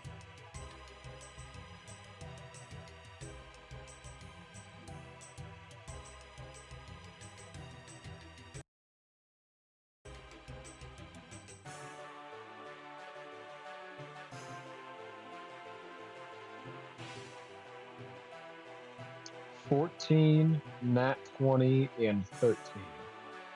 Say the Yeah, full that- number, please. 30. Yeah, that is a serious hit. Go ahead and roll that crit damage for that one attack. Because the other 2 miss. So, Scimitar be dope, yo. yep. The importance of upgrading your weaponry. 17. All right. Anything else you'd like to do? Let me think.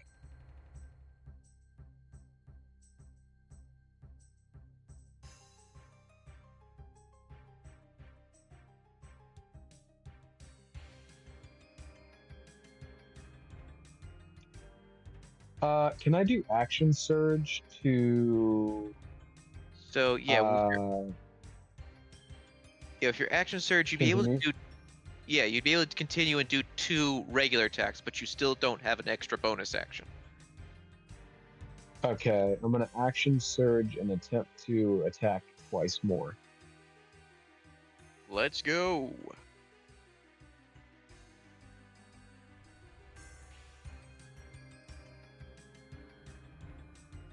$14 and 16. Sad, but no. This is the second action surge that has not panned out. It's messed up. Truly is. Anyway, it's now his turn. And he's going to go after... He's going to do 2 attacks on Hobrock and 1 on Luke. Alright, 9 and 8 does not hit Hobrock.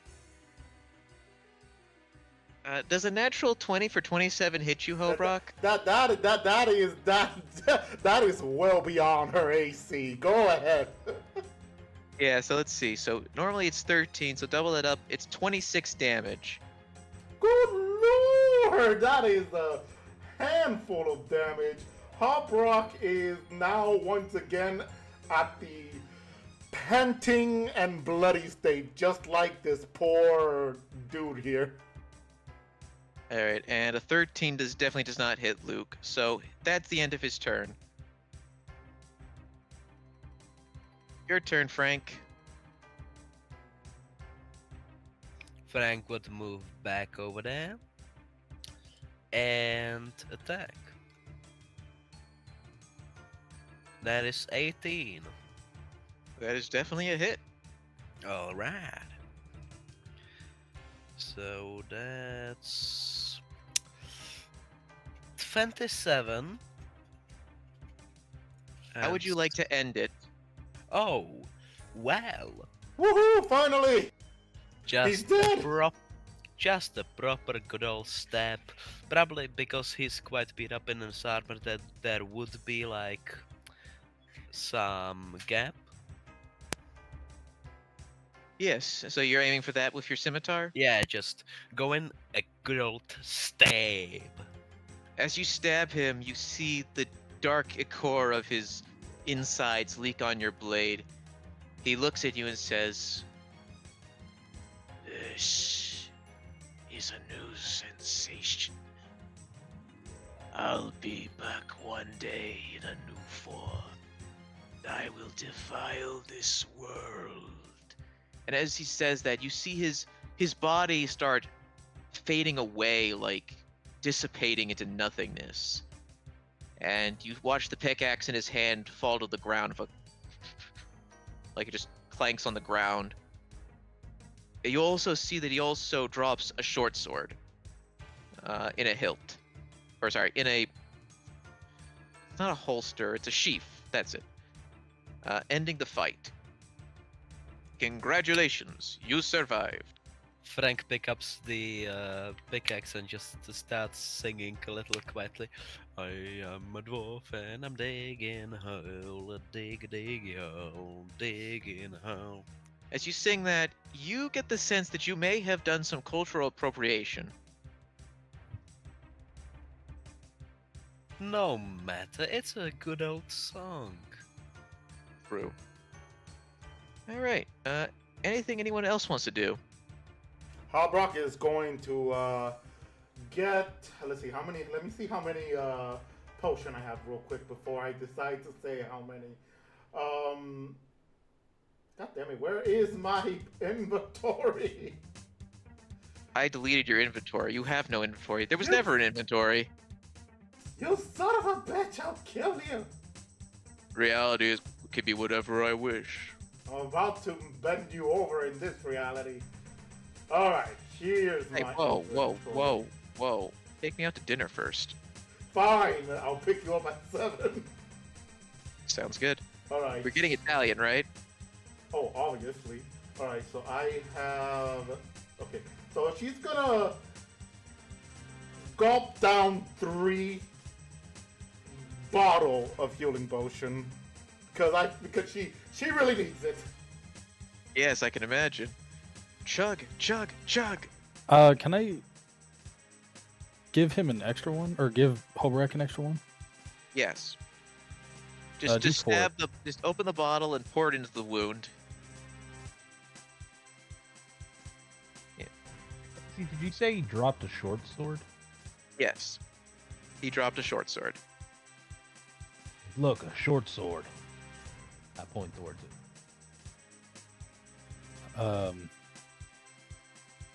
Can I pick it up?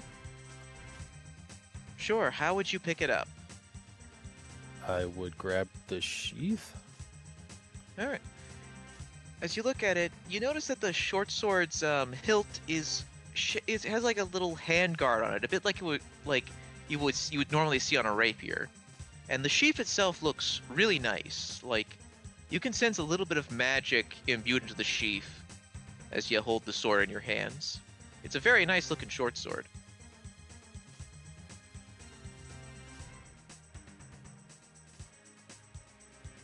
Would the magic, I don't know, come off as ominous or evil? No. Oh, It's neither ominous nor evil. It just feels like there's something magical about the sheath. It feels like protective magic of some kind. interesting. I'll like partially draw the blade outward from the sheath.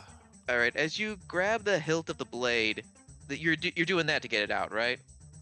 Not pulling it all the way out, but just to like. But see you the are blade grabbing itself. the. Yes, you're I am grabbing the grabbing hilt. the handle. All right, as you grab the handle and pull it out to look at the blade looks very pretty, but I'm gonna need you to roll me a wisdom save real quick. Nat 20. You don't feel, nothing happens. You just look at the blade, and it looks like a very well-kept blade. It's spotless, and the blade is this nice silvery color. And you see your reflection smiling back at you in it.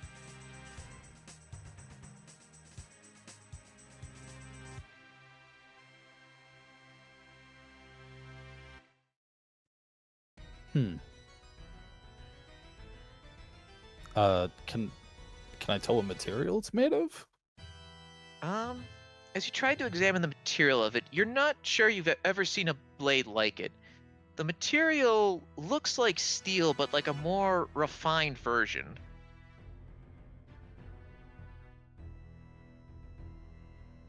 Already. Well then I'll just let the blade slide back into the sheath and backpack it. All right.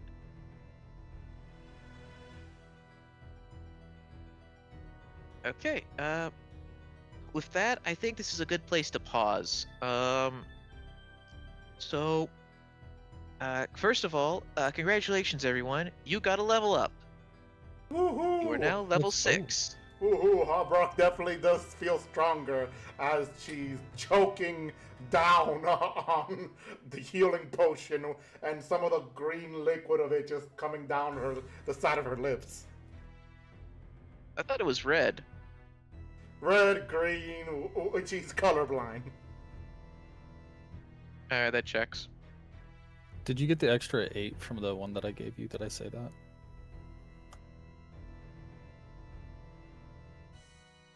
Homebrew? Wait.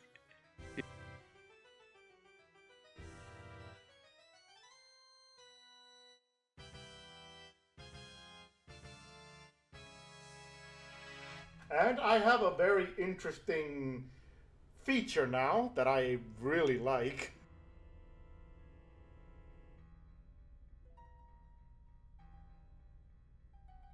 I now have Mindless Rage, which means I have immunity to being charmed and frightened while raged. That would have been useful.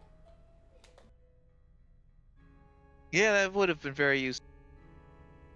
But on the plus side, I am going to take the name by heart, and whenever she's in rage, I have to make sure in role-playing that I have her focusing on the specific target, or the rest of you might have to deal with her. So the hope, but less beefy. Well, less beefy for now. Anyway, this is where we'll end it here. So, congratulations on a well-fought battle. And I'll see you guys next time, and I'll see the rest of you next week. Have a good day, everyone. What am I adding See to the inventory for that sword? I just DM'd it to you. We'll Oh. leave it as a surprise for next time. Oh no. Oh Shh. boy. But anyway, goodbye, people at home. Have a great weekend. Goodbye bye. Have a good one! Bye, everybody. Yeah, have a good one. Thank you.